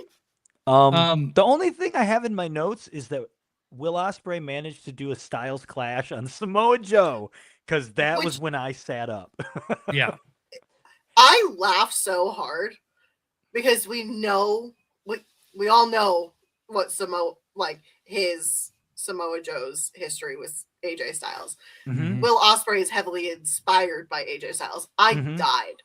It was also a very clean looking Styles Clash for someone the size of. He's a big guy. He's a big boy. Yeah, he's kind of large. Yeah. Yeah. And then meanwhile, on to piggyback off that comment though, we hear rumors about AJ Styles saying that his dream match would be against Kenny Omega. It's like, you better keep those fucking paychecks coming, Paul. You know? Yeah, totally. I still don't think it's out of the question. I think I don't think it is. I don't think it's out of the question. I think it's I think it's less than likely. Less than likely for sure. And there's like a 5% chance it happened. That story is not over, and it's something I won't forgive AJ Styles for not even taking 1 second to think like we need to end this story, and then just see AJ Styles and Will Ospreay in a ring. But I digress. Stephanie says the bad boy thing is real. Yeah. Yes. Larry Line says Will is a certified himbo. Yes. Yes. By his own admission, heel reads and hot tags. She is. His character has shifted or evolved. Show how he got more hot. LOL. He did. Show how he got more hot. Yeah. I never thought Ospreay was attractive until he's returned.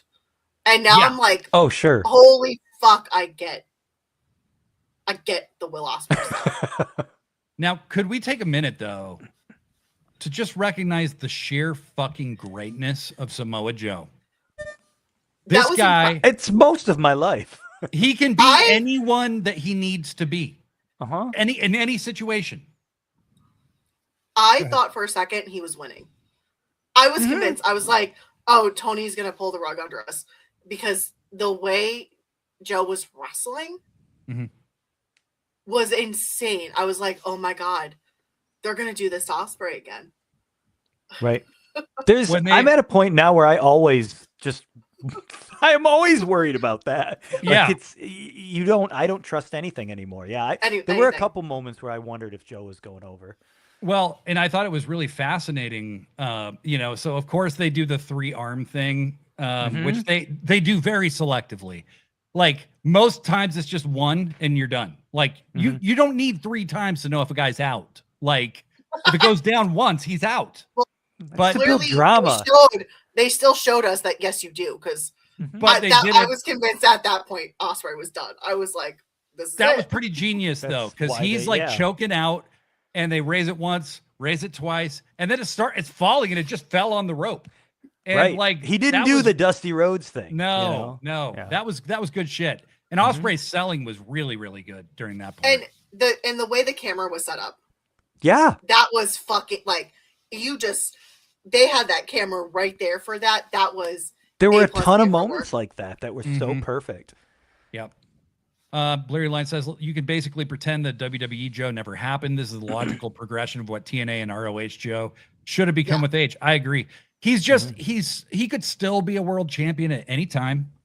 He's older than me, and that's old. Okay, like old as fuck. He's like 47, 48 years old. So like, Thanks, Blade. yeah, he's only a year That's younger old. than Degree. He's only a year younger than Degree. I mean, it's insane. Kurt Jango says AJ and the Good Brothers for one last run in AEW. You know, I'm all for AJ. I'm on that same page. They've had their chances, damn it. They kept going back to WWE. Benny the Bear, honestly, the way Joe has slowed down really works for him. And anytime he is there, Joe is a problem for everyone. And even the mass he's gained works for him. Yeah. You know, He's terrifying. he knows how to hold himself for his style. And it's Larry Line was very vocal yesterday in this chat I was in. I fucking hate the 3-arm raise. Like, surely if he drops once, he's already unconscious, and the ref is just letting him get brain damage. It is true. It is true. Whereas Kurt Jangle says, I am a huge mark for a submission 3 count. Yeah. Yeah. It's a referee's discretion. You know, it's Yes. sort of like it's a 10 count outside, but you think the referee's going to count 10 during a title match? He's going to let it go a little bit. So Right. it's the same thing with submission. Yeah, it's the ref going, oh, his arm dropped. No, let's see if it drops again. No, one more time. Let's just see if it drops again. I'll give him one more chance. He's like a parent in that way, you know. Let's see if it drops again. Let's see if it drops again. All right. Do we want to move on to the next match? Do we have anything Yes. else to say about that one? Well, and Ospreay wins. Ospreay won. He It fucking was a great match. knocked Joe the fuck out, and looked like a badass. And Joe even very, very begrudgingly gave him a little props on the way out. You just know that was a dream match for both of them. So, and you could Oh, yeah. tell in the way they performed. Yeah. Mm-hmm. Anything in the chat? No. All right. Next Oh, match. Yeah. So the next Let's match. go. What? Yeah. It's like 7:00. We're on match 6. Yeah. Bandito versus Swerve, first round, Owen Hart Cup. Swerve fucking. So, okay. So it's a Sunday night. My kids do laundry on Sunday nights. My son says, what's the next match? And I said, I don't know what the next match is. You probably have time to take your laundry out and go put it downstairs. But be forewarned, sometimes Swerve has really cool entrances at pay-per-views. And that motherfucker missed. I took pictures of the television because I was like, get up here. Like, you got to see what he's dressed like. Because he was wearing the fucking Beat It jacket. And that was cool as shit. This match was so Yeah, there was a fucking match too. crazy. This match was fucking insane, batshit shit I've never seen before. Swerve standing on Bandito's shoulders and gives him a fucking what's the kick movie? The does? kick to the head? Yeah, the yeah. Swerve fucking no. just Swerve winds his foot back and No, kicks him in not the fucking so. head. Either way, it was fucking insane. It's Like, I the house literally call. The stopped house what call. I was doing and I was like, what the fuck is happening here? Like, yeah, it's the house call. Yeah. Everyone was sitting in the back watching the previous match going, how the fuck do I beat this? Let's come up with something fucking crazy. Because it's the only way to explain this pay-per-view. Swerve was like, tonight's the night I'm going to reveal that I can actually fly. Yeah. Yes. Here it is. And he also took a poison Rana off the apron to the floor. Yes, that was insane. That was Like- maybe not the smartest thing to do. That's the most dangerous looking fucking thing I can think of you could do, because you can't see where you're going. And anything can happen. And Swerve had to trust Bandito massively. Mhm. And Bandito had to protect Swerve really, really well. And they didn't hesitate. They just went for it. No. I mean, No, it's crazy. It shows how well they know each other, how well they trust each other, and how good they are. Mm-hmm. Like, these are two of the best right now, and only two of the best can pull that off. Yep. New Day, Mark, I know you were looking forward to this match the most, as was I, and you said Swerve versus Bandito match of the fucking year. It's right up there. Takeshita and Okada is right there too. It's so good. How many matches tonight were match of the year? Right. All of them. Larry Line 7, Swerve took the Thriller Yeah. jacket and turned it into a vest, the most premium of garments. Yes. In Canada, yes. Dude. No, yeah. He looks so fucking cool. He always But looks these cool, guys but- just have a great fucking match. They're kicking out of everything. Both of them are. Bandito just doesn't have bad matches. Swerve doesn't have bad matches. I want to see these two feud proper at some point, because this, for Bandito, it helped massively because it just shows how on the level he is. This is the second AEW world champion, former world champion he's wrestled, and he almost beat him several times. He also fucking one-handed press slammed Swerve at one point. Yeah. Gigantic now Swerve. And then he did the fucking 21 plex from the laying down position on Swerve. Unbelievable. Yeah. Bandito is like I don't know, early to mid 90s Shawn Michaels, where it's just not that he is wrestling like him, but just every single fucking match. Every match is another 5-star match, you know? Mm-hmm. Yep. Yeah. Yep. No, they just did. I loved every second of it. It was so good. It somehow exceeded my expectations. This match was amazing, and Swerve might be the most athletic worker in AEW. The argument could certainly be made. Yeah. This match would have been my favorite if it wasn't for Okada and Takeshita. Yeah. Yeah. And then New Day says Takeshita versus Okada was second place. Match of the year, Kyle Mox 3. Ask me tomorrow. I might change my mind. That's how good it is. That's totally it. And then Bleary Line says deadlift 21 plex on Hefty Swerve is insane. Hefty Swerve. Yeah. Well, Swerve has a lot of work to do on that move too. You can't even do that to a child if they don't let you. Right. So it's a lot of cooperation from the guy taking the move. In their to their credit. It's my love-hate relationship with the 21 plex. Yes. Because it is kind of like the setup's corny as fuck, and but there's it's cool shit. But it's Bandito makes it look cool. Exactly, yeah. We move. Swerve won. Swerve gets the win. Swerve gets the win. He moves on. I don't think surprised anybody too much. No. Next up, the women's championship match. Tekla versus Sheeta versus Chris Statlander versus Jamie Hayter. And Tekla got more fire in her entrance than any other person in the history of wrestling. Holy fucking... Was Kane in the ring last night? Because holy shit, she got a lot of fire. This is your star. Anyway, no build. Good match. No build. Yeah, I still have a lot of issues with this match. Yep. That's where I figured we were going to go. Do we want to say anything Books. nice about it? Or do we want to talk No, about it was a great match. I don't think they needed a...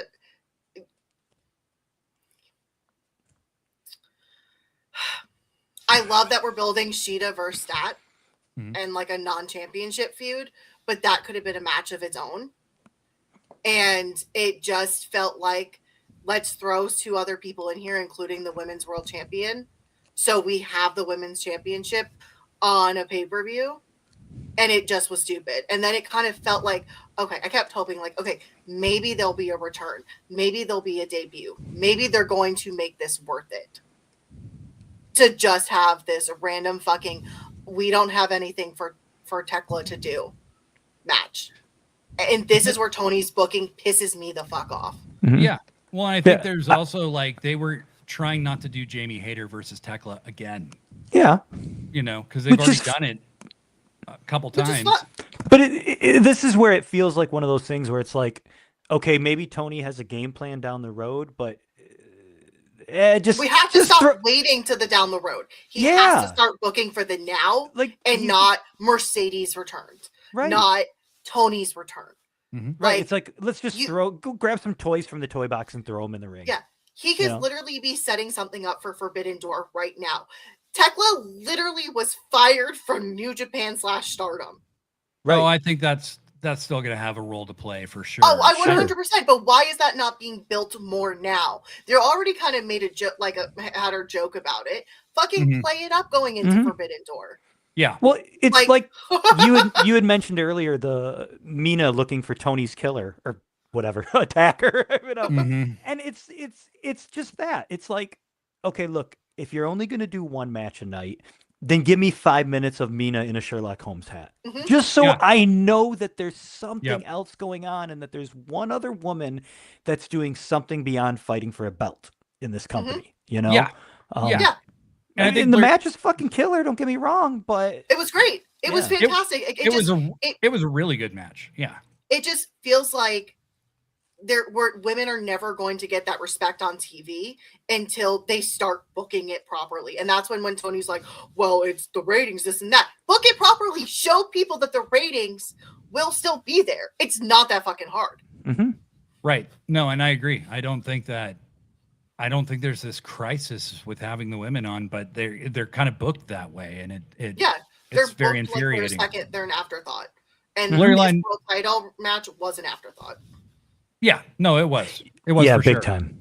It was still fun and great, but yeah, Larry Line 7 says like there's no real story, but a whole lot of fun if you have some buddies all having an insane 4-way. Yeah, pretty much. Yeah, like a video game match, pretty much. Totally. Like, you just do it for the hell of it. It's an episode of Super Smash.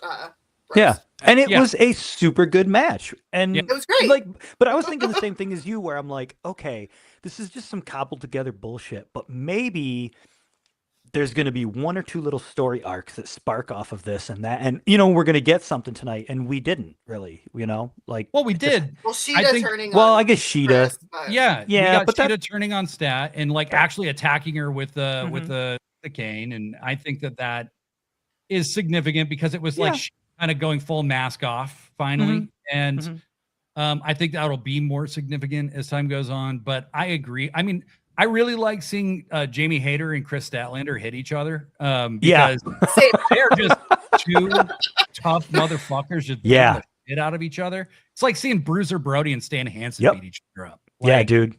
Just fucking throwing forearms. Yeah, it's just super badass. So I enjoyed that. And, I thought Tekla had to retain. There was no point in her losing the belt in this match because nobody had been built up. No. Yeah.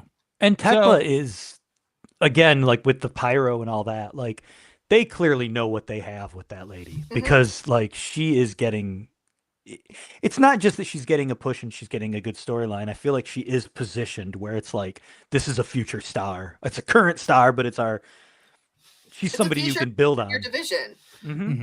Yeah. And they'll build on her over time. Stop waiting for what he thinks are the only 2 stars they have to return. Because Tony is probably out for another fucking year. Right. Like, right. Well, and that's the thing is that you're only ever going to have those 2 stars if you keep doing it like you're doing it. And that's the issue is, look, Tony Khan, I don't think, the stuff people say about him, do I think he hates women's wrestling? No, I don't think so. No, because Ring of Honor shows that he doesn't. Yeah, Ring of Honor is his love letter to women's wrestling. Yeah, sure. and that's great, but like it will sell on the main roster if you build people up to be sold. It's like I think having Mina do the detective thing, she doesn't even need to wrestle if you do it right. Like it's like she can show her personality and just get over that way. It's like she has a huge personality. Just like Harley, and she does comedy stuff so well. So why does Harley not have a Piper's Pit segment? Right? Like there's all kinds of ways that they could be doing more, and it's been disappointing, since Tony got written off that they haven't done more with the women's division. They need to. They're doing the crossover with Stardom at Forbidden Door, so I have to feel hopeful about that, but. It's tempered certainly by a reality of A what lot. we're seeing. Yeah. Let's see. Bleary Line 7. Luther fucking moved on to new employment quick. Benny the Bear. Yeah, we can always tell when people are feuds or on pause, waiting or for whoever. Mhm. Yeah. If they make the women a priority, the ratings will come because the talent will rise. 100%. Mm-hmm. Yeah, it's really common sense. I think it's really, really difficult for Tony to not see past two of the biggest women's ratings draws in the entire company.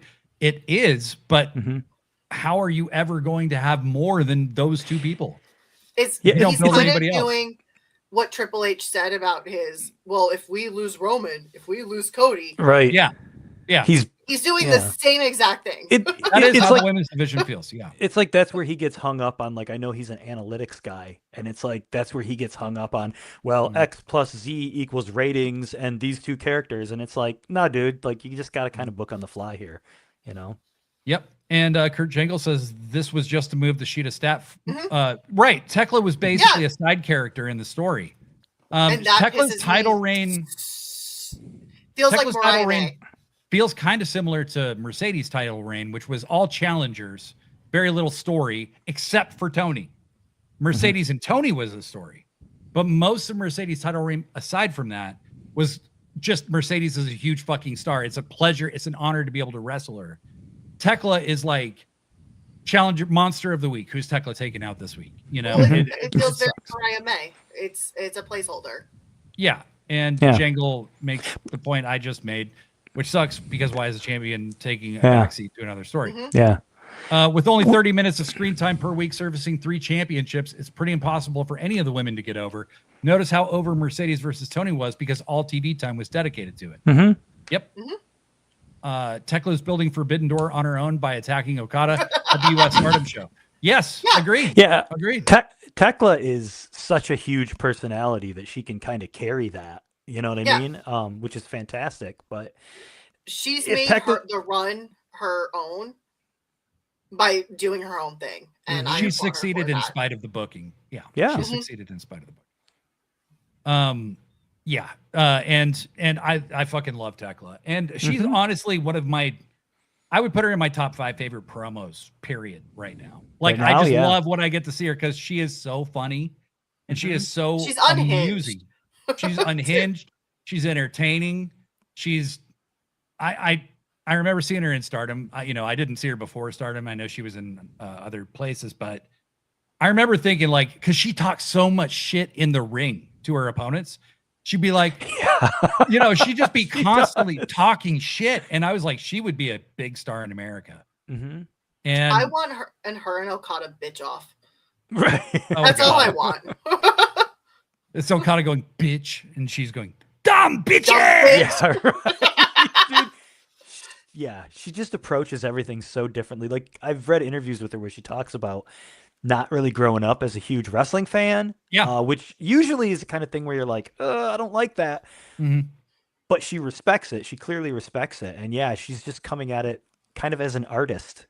She's coming at it from a very different perspective. And she's just great. It shows. She's cool as shit. You want to move on to the next match? And she wins after Sheeta she wins. Beats the living shit out of Stat with a cane, with her kendo stick. And then Hayter takes Sheeta out, and Tekla gets the win. Yay, Tekla. Next up, the match you've all been waiting for. The Stadium Stampede. Jericho and the Elite and the Hurt Syndicate versus the Demand and Andrade and Mark Davis and the Dogs. Is that everybody? Yeah. Or did I leave some people out? And the Demand were wearing baseball uniforms, and they reminded me of that fucking gang in the Warriors, the Baseball Furies. Yeah. I was excited about that, but they weren't wearing any face paint. Chris Jericho was the Canadian Michael Hayes, and they did that cool movie intro thing at the beginning. So good. It was so good. So with the fucking tennis ball and all that shit, that was great. Well, and Books and I had been talking some shit about Kenny recently because he hadn't been appearing on Dynamite, and especially in North Carolina. Yeah. And then we Tino Ibarra is asking, is Degree flying a plane while podcasting? I am. The headphones. And Like the curtain behind me and everything. Yeah. Totally. But I loved this match. I thought it was so fun. And it really struck me when the match started. They took a huge risk doing this again because the first one is so beloved that I think a lot of people forget there was a second one that was done with the Inner Circle and the Pinnacle, because it never gets talked about. But now we got pilot talk over here. I'm not gonna lie, Degree looks like a pilot. What's your vector, Victor? Yeah. Oh, hello. That sounds perfect. Don't talk to me like that. But it's a movie. It's called Airplane. It's a joke. It's like a 40-year-old joke, Blade. It's actually more like a 50-something-year-old joke. I don't know. I picked the wrong day to quit sniffing glue. Okay. Right. So anyway, we can't possibly describe this entire match. It is chaos. It is wild. I think everybody had a different idea about what it was going to be. But when Kenny, the camera finally cuts to Kenny, he's the last guy introduced in the intro, and he's smoking a cigar with his head up. He looks like a movie star. Dude. He looks genuinely badass until he goes full Kenny Omega and starts choking and gagging so hard on the cigar smoke.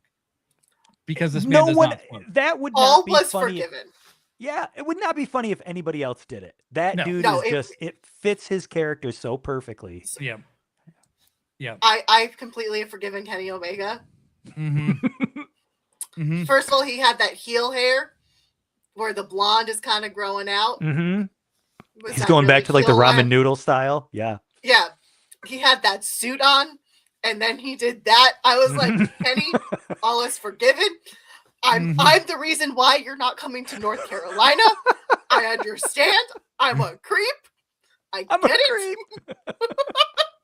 The Bucks with the business suit.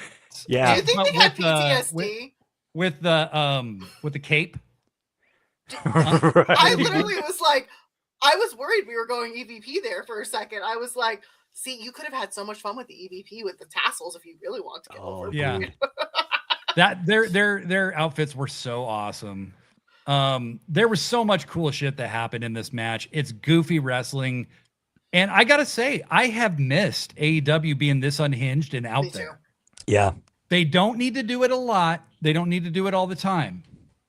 But they didn't do it enough the last year or so. And it's the only criticism, aside from the women's stuff, it's the only criticism that I would have of anything AEW's done is have a match like this. I think this match was a big reason the show felt like it flew by. Because there was a long intermission where you could just be a goofball yourself and watch these brawling, goofy bastards do silly shit. And it was super fun. A food fight. Yeah. With onions, no less. Satnam Singh threw it, choke slammed a dude, almost missed the table. But choke slammed a dude through a table. Right. Yep. And I loved is it Janai Kai sitting in the background? Like she's cool. I think that lady's cool. And you could just see her sitting back there. I'm like, oh yeah, they did sign her. Cool. Let's get her on some more. Yeah. So this kind of made me think of last week's episode of Pro Wrestling. Was it last week or the week before when we talked about the whole title shots and building up and basically can you repeat the same match over and over year after year after year? And yeah, if you change it up, if you switch it up and you do something different with it every year, if you do something creative with Stadium Stampede, you can keep doing it. That offers the opportunity to do something totally different you could have one of the Stadium Stampedes take place in a moving car if you wanted to. Yeah, this still felt different than the previous ones and Anarchy in the Arena and all that stuff. It felt very still different than Anarchy in the Arena because big time was more serious and violent, and this was just. But there's little callbacks and little, the truck thing with the golf cart and all that. It's great, yeah. And I think and Jericho with the balls hitting with the balls. That was Nick Jackson with the football hitting Jericho. And didn't they do hockey pucks one time? I don't know what kind of match. Oh, they might have been Jericho had a bag of hockey match. pucks. Yeah, I think it might have been on Dynamite too. I don't remember. Yeah. It's that thing where wrestling is campy. You know what I mean? Like wrestling is camp, and you can't. I love the serious stuff and I love the violent Oh, shit, yeah. but it's like Batman. The old 60s Batman show is totally just as valid as The Dark Knight. It's all Batman. It's all wrestling. It all works. It's like we were talking about with Star Wars. If it's a deadly serious political drama or if it's Muppets staging guerrilla war, it's all fucking Star Wars and it's all fucking wrestling. Yeah. This was a good time. And did anybody imagine when they would finally see Leo Rush and Bobby Lashley back together that it would be like that? That was incredible. That was so crazy. That was Perfect use of that guy. Mark Davis being literally just like a crash test dummy who just keeps getting destroyed by everyone. And, Jack Perry seemingly committing felony murder with a bus. As he always does. Yeah. And Tony being absolutely convinced that he was in the golf cart for sure. And then he appears with his head wrapped in gauze. Yeah. Stadium crimes. All elite felonies. Double everything. The Leo Rush thing makes me feel like when we were talking earlier about like how everything was just on point. And it's like, if this was your first pay-per-view, your first AEW show, if you have been disenfranchised from other companies or whatever, and you're trying it out, you got to see all their characters. You got to see all these different people, and maybe they were only in there for 30 seconds, but it's like here, there's more. Come back Wednesday, come back Saturday, They did a good job. They did a really good job at breadcrumbing. Yeah, that's the word. Yeah. Yes. And it was just fucking fun, man. It was just wrestling is supposed to be fucking fun. I don't care like if something makes complete ring psychology sense. If it makes me like appreciate the athleticism I'm witnessing and can make me believe for just a minute I'm watching a real contest, and sometimes that's achieved by the most audacious, unrealistic shit in the world. I loved Toa in this match. I thought he was just bonkers batshit, like willing to kill almost anyone, even people on his own team. And Ricochet, what can you say about Trevor, man? What a gem of a signing this guy has been. I don't ever want him not to be in AEW. Like, AEW he is the biggest asshole in this company. Everybody thinks it's MJF, but half the crowd loves MJF. Nobody loves Ricochet. Everybody hates Ricochet. Yeah. Yeah. He is the definition of like love to hate him, Yeah. New Day fan, all felony wrestling. Yes. Tony Ibarra, Jericho did hockey pucks in an FTW match. Okay. That makes sense. Luther with the oversized tennis racket was great. That was so funny. Super good. Jericho's buddy Luther in real life. The only thing it was missing was Louis Armstrong actually playing over the match. Yes. Yeah. Yes. Yeah, and the Luchasaurus. Yeah. Oh my God. That was good. Appearing in the I know, photo bomb. Yeah. Oh my God. And then spitting onion in Andrade's fucking face. Toa lifted 3 grown men. Yes. That was awesome. Yep. Always never great point. Wrestling is art. I just needed to make me feel something. There was a point towards the end of this match where Kenny is dragon suplexing everybody. The snap and speed on those dragon suplexes looked a lot more like 2018 Kenny than I've seen in a long, long time. Those looked like they hurt. Yeah. Like it looks like he's doing real damage. I would willingly take one now. This is now one wing angel and a snapdragon. I will willingly take. That's a different podcast. We need to but in the way that I want to know how bad they hurt. Not in a they like wouldn't a hurt way. if Kenny did them. That's the thing, because he'd take care of you. You would be the way hospitalized for a significant amount of time. You'd be paralyzed? Those Hospitalized. snapdragons looked so clean and pretty.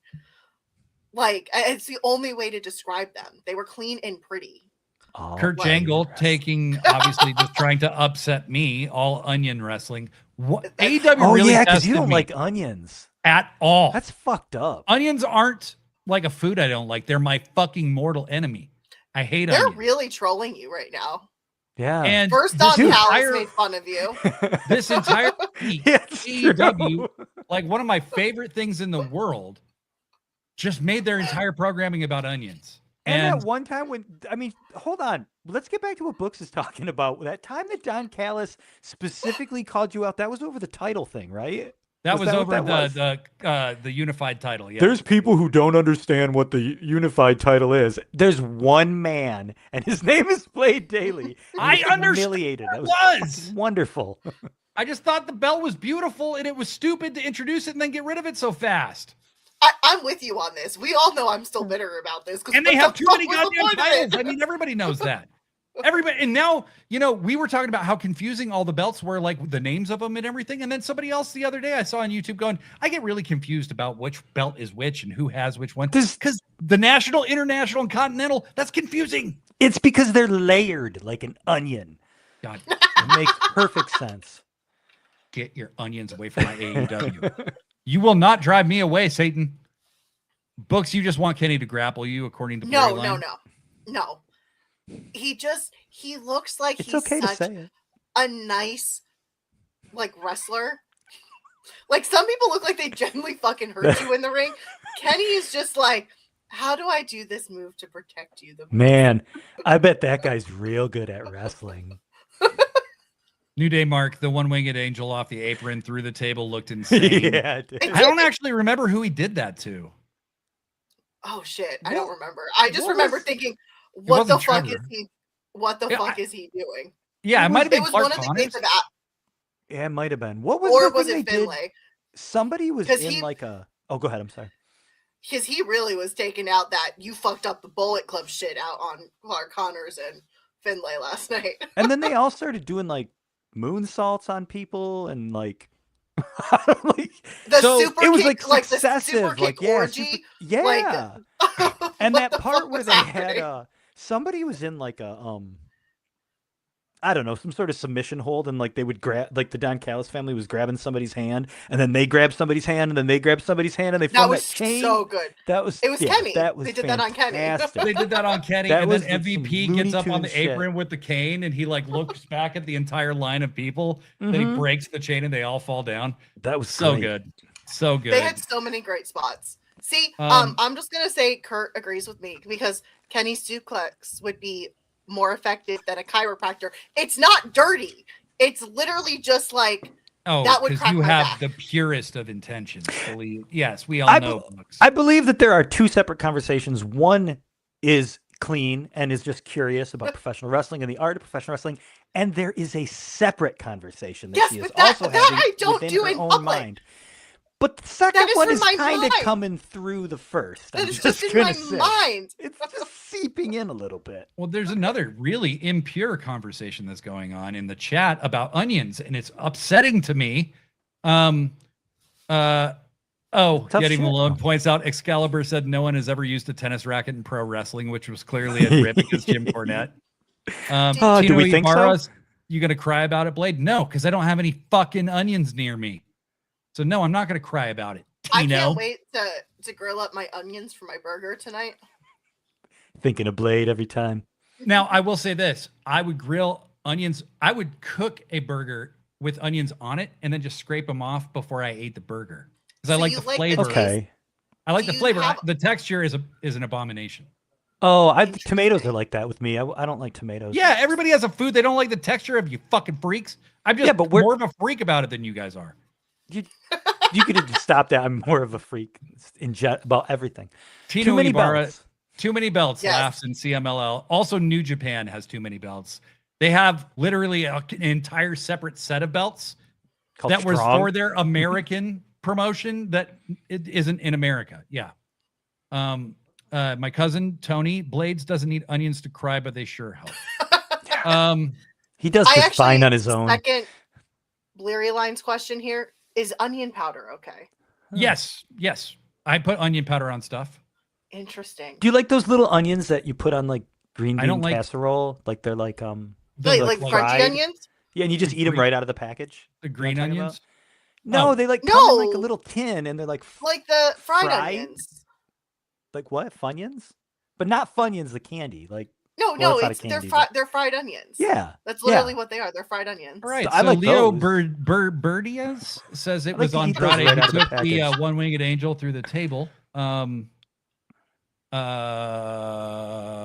The belts are not confusing. Always never. You just have way too many other interests to store that information. I will say there is not a defined hierarchy. There is not a defined hierarchy. And the thing is, the names, if you like really think about it, Continental is like really like that kind of means the best on the continent or the best on any continent. The international would mean the same thing. And then the national would mean the best in this country on this continent. In this country, though. Right. Yeah. But and what the is Continental is there? this. So what does the world title mean? The world title world. you can defend it in Atlantis because it contains the oceans. Got it. So that's why. Agree. Thank you, man. No problem. Inner Earth, Atlantis, and Lemuria. It's all. Yeah. And yeah. And on a boat, you could defend it on a boat, I guess. To be fair to Blade, I Jangle love says, mushroom gravy. love mushroom gravy, but I hate you. Lushroom. Lushroom. If I ever Which start a mushroom company, I'm going to call it Lushroom. Thank Yeah. you. That's You should fucking start great. an alcohol company that makes beer out of mushrooms. And call it Lushroom. I like that. Yeah. I don't know how that would taste though, but Trevor ends up getting destroyed, Right. absolutely obliterated, annihilated by everybody. But Bishop Khan, being the stand-up guy he isn't going to let his buddy take the fall. He's a good soldier. And so he pushes him out of the way. He's done this once before. He's not going to give them the satisfaction of beating him. And Jericho ends up finishing him off with the lion salt, which he didn't look like he was going to break his neck on. So I will give him that. I will say a lot of people hate Chris Jericho, and a lot of them are in this chat right now. But I'm going to say that Jericho clearly realizes he can't do a lot of things anymore. Mhm. He kind of does a safe he's had set of that come moves. to Yeah. Jesus He's realization that definitely he's- knows it's winding down. And so he does that jump from the top to the outside on a group of guys. He does that in kind of every match. He has the code breaker he's comfortable with. He's comfortable with a few things, but he really doesn't do that much. And he didn't do that match or make himself the centerpiece of this match. He started as the centerpiece, and then they made it so big, so you didn't have to make him the centerpiece. So I think he's being more realistic about where he is at this point in his career, and it's very near the end. Like, Yeah. I don't think he's going to be able to go much longer. I mean, maybe another year or two, but And then it's the announce desk. yeah, Probably. and then it's whatever, That's you fine. know? And then at the end of the match, he threw himself through a table and pointed up to the sky as a little tribute to Sabu. That was a very classy tribute. And I had a little tear in my eye because it's well documented how much I love Sabu. But Tino Ibarra just had the little comment. One last story about my wife. Every fucking time Jericho comes on, it's just this fuck this guy, fuck this asshole, fuck him, and then she'll pause and there'll be like a brief moment. She'll be like, and he's not even fucking American, and his fucking wife was there at January 6th. He's not even a fucking American. This woman does not watch professional wrestling. That's but incredible. She hates Jericho more than anyone else hates Jericho. So That is hilarious. yeah. that is worth it. If you're going to be a hater, go all the way. She hates him Don't for- acknowledge the past. Don't acknowledge his accomplishments. Pure hatred. That is the Well, I mean, she also hates like just that he's an old man that's desperately trying to be a young man, and that he does not know that he's old, and that his hair is really disgusting. But well, he at least but- he knows he's old. He's kind of figured it out. started behaving that way. See, I have this weird like I hate Chris Jericho. I hate him. But there's also that slight part of me that respects the wrestler. right. And I'm so, like, I fucking hate this. well, do we hate Chris Irvine and like We Chris Chris- Jericho? well, and maybe? I also don't like Chris Jericho, the character, 9 times out of 10. Yeah. Yeah, I can see that. I think too. it's I think it's overexposure. I hate him Jericho's 3 times. Jericho's I hate skill Chris was Irvine, Chris Jericho and Chris Jericho the character. And his legacy. yeah. And Did you want to talk, Blade? Yeah, you fuckers. Fuck you. Go ahead, talk. Thanks. Okay. Casual's not even defending the Antarctic title. I didn't want to comment just because Tony might get some ideas. But yeah. I think with Jericho, look, he was my favorite wrestler for a long time, and his talent was always in leaving. You know, he knew when to leave and be gone for a year or even 3 months, 6 months, whatever. Go on tour with his shitty band. You know, like that was always what kept him fresh. And then he was in AEW for 6 years without a break, and we all got sick of him because he wasn't a good wrestler anymore. And he also wrestled probably more than he had way more when he was way younger. And I think it really started to affect him. Yeah. Jericho is like, and to be clear, I respect what he did for AEW, because there would not be AEW where we are without Chris Jericho.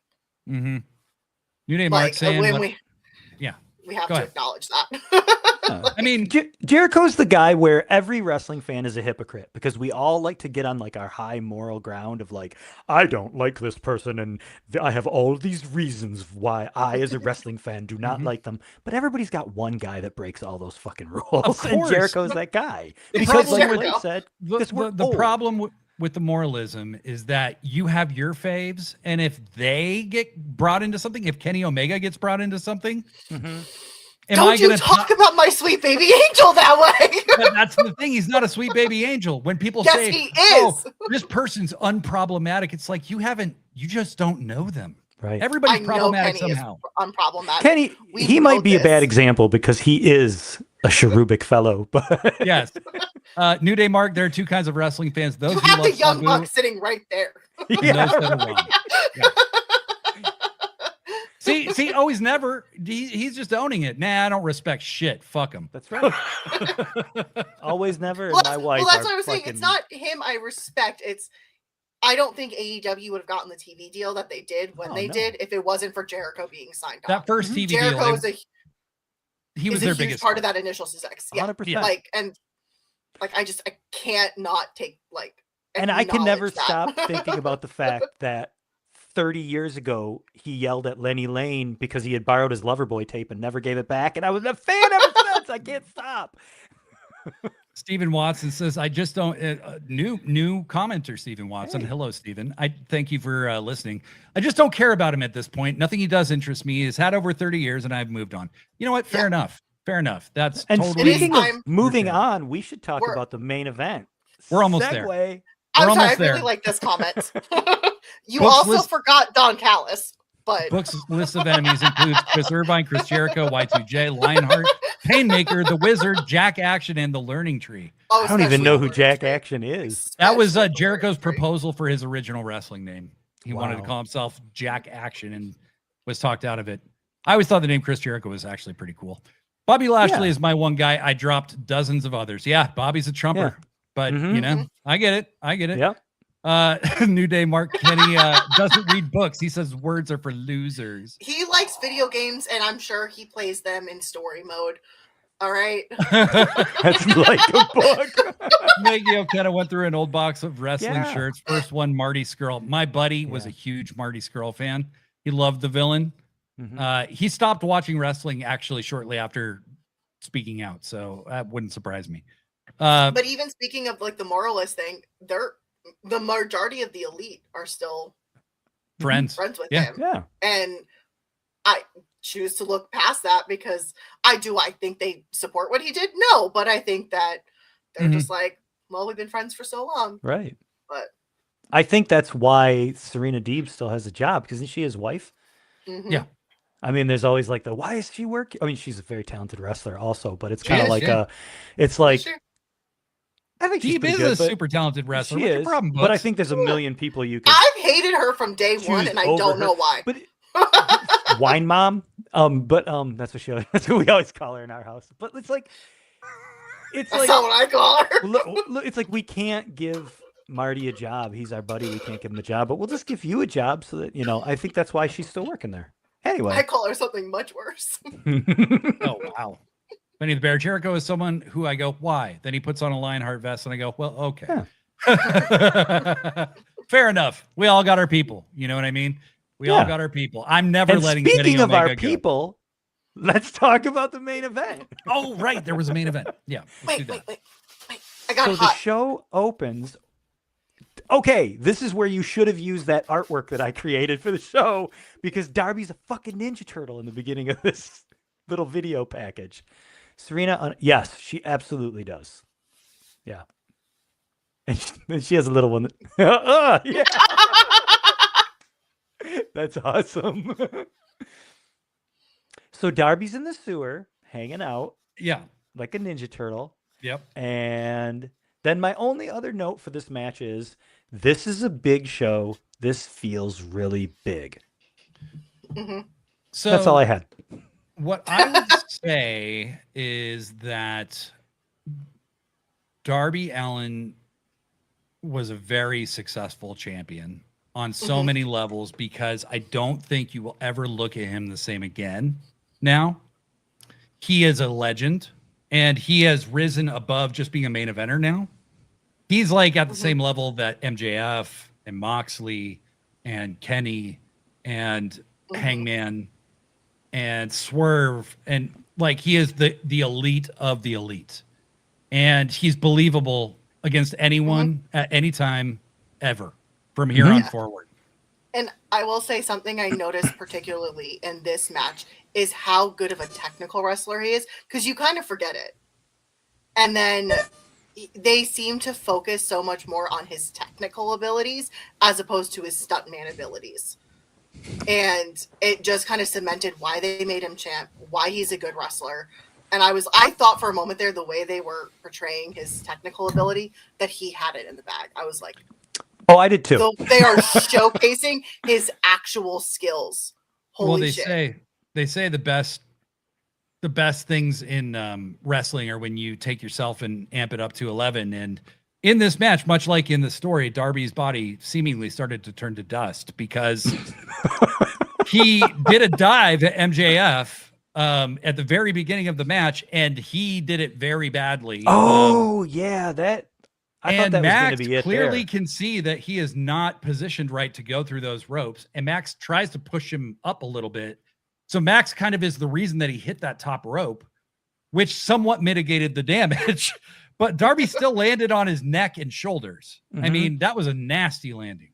And I said in this group chat I was in, like, look, we usually see Darby when he's successful. Okay. This man has had a lot of bad landings in his life. Okay. Like, he'll probably be okay. But then for the rest of this match, this dude is just getting the shit whipped out of him. He took everything MJF had, kept coming back. It ends up with Darby climbing a ladder on top of a scaffold. Oh, dude, that look on his face. MJF's on a table, and Darby goes bang, bang, and does the fucking coffin drop from the very top. He lands, fucking splits the back of his goddamn head open on the edge of the stage, and somehow still continues to carry on. The match and is uses not over. that as a fucking story point going forward, because he kept, I'm just like, oh God, he fucked his head up. That's gotta hurt. But then it's like, that's part of why he's falling apart. Oh my God, he's not gonna make it. Like, yeah, that was super good. They still made it look like. Do we know like if he's okay? No. Like, he's not actually injured, right? Like, I don't think so, but I think he'll probably take some time off after that match. Well, rumor has it he's supposed to be getting married soon. Oh yeah, the 27th or something? I think he's going to get written. It's the day before Forbidden Door, I believe, is his wedding, something like that. So I think that he will take some time off, as he should. Get a real honeymoon, unlike MJF. Yeah. But when they counted the 3 on him, I was shocked. Yeah. Everybody was shocked. It just, you felt all the air go out of the arena, like.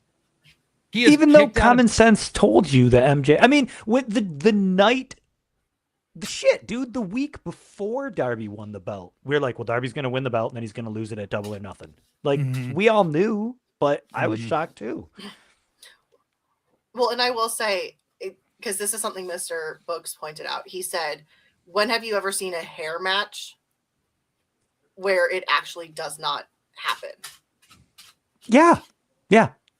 Like, I mean, there's got to be some, right? But yeah, that's kind of the thing. Like, well, look, we all expected MJF was getting his head shaved, and they completely Yeah. And he was wearing red. They was very Sting Ric Flair coded. Mhm. They just ripped everything out from underneath us with that match. And even though I was sad because I loved Darby's run, like, Yeah. holy fucking shit, they knocked Good it out job. of the park with that. Well, and what was great was MJF wins, and everybody's kind of shocked, but it makes sense. But by the end of this, MJF isn't even the thing you're focused on anymore because Nope. MJF attacks Darby, or not Real attacks. quick, before we Yeah. get to that though, when he won and they handed him the belt and he was like, like the Yeah. face that he made Yeah, yeah, was fucking priceless, dude. That yes. was, I've never He seen loves- him make that face before.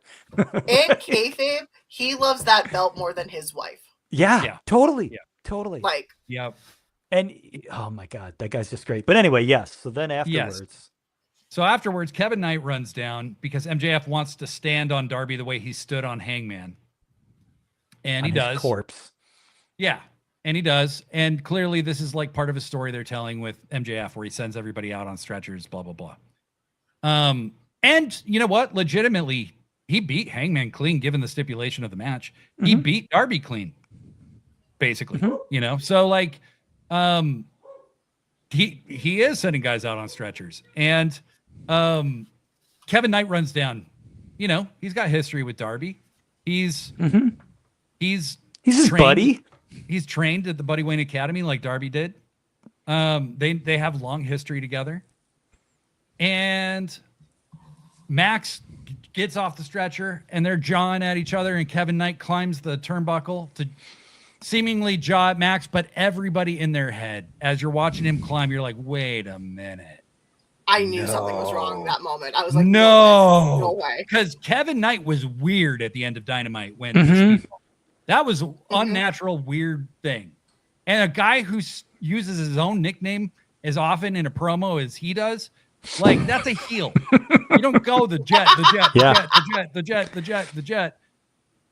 And so he does the UFO splash on the Yeah. fucking stretcher, and then he flips the stretcher over. And Darby And then- is strapped down. He's Yeah. not moving. Yeah, and Darby's probably like, yes, you know, like flipping over. Right. I Because love Darby's this. yeah, Darby's a fucking sicko.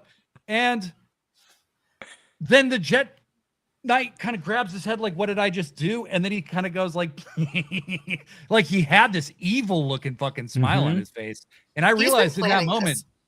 we have not seen what this man can do. Yeah. Mhm. But he's been planning this. I'm convinced since what was the tournament that they had recently? For the belt, you mean? When they did that? Or was there a They- tournament, like a proper tournament? Because Where The he C2 went is up the last- against where was He- he up against Speedball? yeah, was it in the C2? It was in the C2, I think. Yeah, it was in the CT. Yeah, yeah. Okay. And Speedball he beat beat They've Darby Darby. and been- Speedball. They've been planning Oh, and sure. planting the seeds for this to happen since then. Mhm. And I it's think been since- such a slow little burn, not like Takeshita and Okada, but Mhm. slow and subtle. Mhm. Mm-hmm. And I can't I- believe they did it then with no fault. Like, it's like now we're all just like, is it Wednesday? Is it Wednesday? Yeah. Is it Wednesday? It's- Is it Wednesday? well, Is it Wednesday? And Is it- that's like, back to what I've been saying about, like, if you're a new watcher, if you've never seen this show before and that was the show you watched first, holy shit, who's that guy? Why did he do that? You know, like, mhm. yeah, it's just, they just put all the little dominoes in place and knocked them down. It was Super cool. a top 5 AEW show of all time. It I- might be number one to me. It very well could be, but that is such a high mark at this point. Top 5. Oh yeah, Top 5 is Right. because like, they're all top five. because make no mistake, AEW is the greatest pay-per-view wrestling company of all time. Nobody's without a doubt. ever Mhm. been No. anywhere close. This, Like and that's we- even when- like a hot. It's just a fact. when we like- were doing Yeah, the hard no. way, when we were doing the hard way and we were watching those 90s pay-per-views, it's like, wow, half these shows were just dog shit Mhm. with like a really good main event. Yeah. Do you know I haven't recovered from Halloween Havoc? We watched, That was my we watched favorite the bad episode one. of The Hard Way, by the way. That was my Yeah. very, very favorite. Yeah, I've watch not it with Books. mentally Yeah, and we recovered want from to. that. I'm sorry we want that it to watch scarred you some so old horribly. stuff with you, Books again. Maggie O'Kennesis, was it better than Revolution? Yes, it was. I think it was better than Yeah. Revolution. Yeah. They- And it's- that's not it's- easily said, but I do think it was better. I have a new theory, especially built on something that Tony Khan has recently said, where to him, his big 3 pay-per-views are Double or Nothing, Forbidden Door, and All In. And I really think he's building Double or Nothing to be his big US show and making All In his big Okay. outside of the US Foreign show, yeah. Mhm. foreign show. And then you have Forbidden Door, which is just a great way to get everyone else in. But his plan right now is Double or Nothing is his US show. That totally makes sense because he's 3 bearsing it, because you have one that's like your foreign show, which is Forbidden Door is heavily CMLL, Stardom, New Japan, and then this Double or Nothing is kind of your like American. It felt a lot of storyline things were moving, a lot of moving pieces, and then All In is like just the perfect combination of fucking everything, Mhm. He's doing 3 WrestleMania bears. tonight, It's but always 2 different shows. Yeah. Well, That's and his I think game plan. I think the thing is this time is like he had a plan way in advance hmm that not only him, Wow. not only AEW has been working on it, New Japan's been working on Mhm. it, CMLL's been working on it. All of their characters and all of their stories have been collating around this gathering of the juggalos that they're going to be doing at Forbidden Door, where it's like going to be There's one other company that's been working on it, but they've been working on it by slowly shooting themselves in the foot over time. in the and dick, just actually. Just tanking yeah. to give this opportunity to everyone else in the Mhm. world. And It's great. I will say, ever since CMLL and AEW has really solidified their partnership, it has made their partnership with New Japan better, which is why this Forbidden Door is going to feel so different. Mhm. And the Mhm. build is the way it is. Mhm. I think that there is so much to come. This was setting the stage for the summer. hmm Kevin Knight can go anywhere. Is he going to be affiliated with Swerve? Because they hinted at that a long time ago. That's where the heel turned first. The seeds kind of got planted there. We all thought he would turn heel on Speedball. They teased it Mhm. on Dynamite, and then he didn't do it. I then he kind turned of want heel to see over the Speedball weekend. heel. Like, is Speedball going to join him in the heel? Anything I can was- happen from here. Yeah, I was wondering if he was going to be the one to turn, but now that's a whole different twist. New Day Mark reviving Hot Grap Summer. Yes. Mhm. Yeah. Yes. So we have the table is set for the summer. Mhm. And we have AEW Redemption. Don't forget, that's supposed to be the pay-per-view in Montreal in July. So That's what that is. Forbidden Door, Redemption, all in. Still to come. That's going to be insane, especially because Redemption is probably when we'll get a couple of big debuts. Yeah. And I Oh, think that'll be 3 months. dude. Maggie O'Kenna brought up Swerve reforming his faction with the New Day. I mean, I who can knows? see them holding off on actually bringing not what's it called? Why am I blanking on The name? embassy. The embassy Yeah. until the New Day comes in, because that could I can- also set up you have Kenny and the Elite too with their prior history with Swerve. Like Mhm. that would be because Austin Creed is already shooting on Kenny. So- Yeah. Right. Right. It's on Yeah, and- site. Yeah, and Big E's not coming back, so you have to have like there's No. got to be 3 versus 3, I guess. Right. Mhm. Well, and how do you also, I mean, there's so many things that are in the water. Andrade's not happy in the Don Callis family. Mhm. He's very likely going to turn babyface. It feels like Will Ospreay's eventually going to have his own version of the United Empire in AEW. Could That's why I think Andrade be he's a part working of with- that? with Don Callis? With Is there going to be John a Moxley. parting of the ways with the Death Riders? Are they going Right. to turn on Will Ospreay at some point? Who knows? Oh, I But- think Ospreay's going to turn on them and take what he learned and the Death Riders and use it for the United Empire to make All them right, a guys. massive heel. Wow. Yeah, I don't even. Yeah, where This is is- Will Ospreay going to go with this? Because yeah, he's certainly. I would think he's going to go heel down the road, but like, wow. I don't know. Now I'm just my brain is moving in different directions. Yeah. Swerve Knight, Kofi and Creed is a new embassy. Will fuck more than Ron Jeremy. God damn.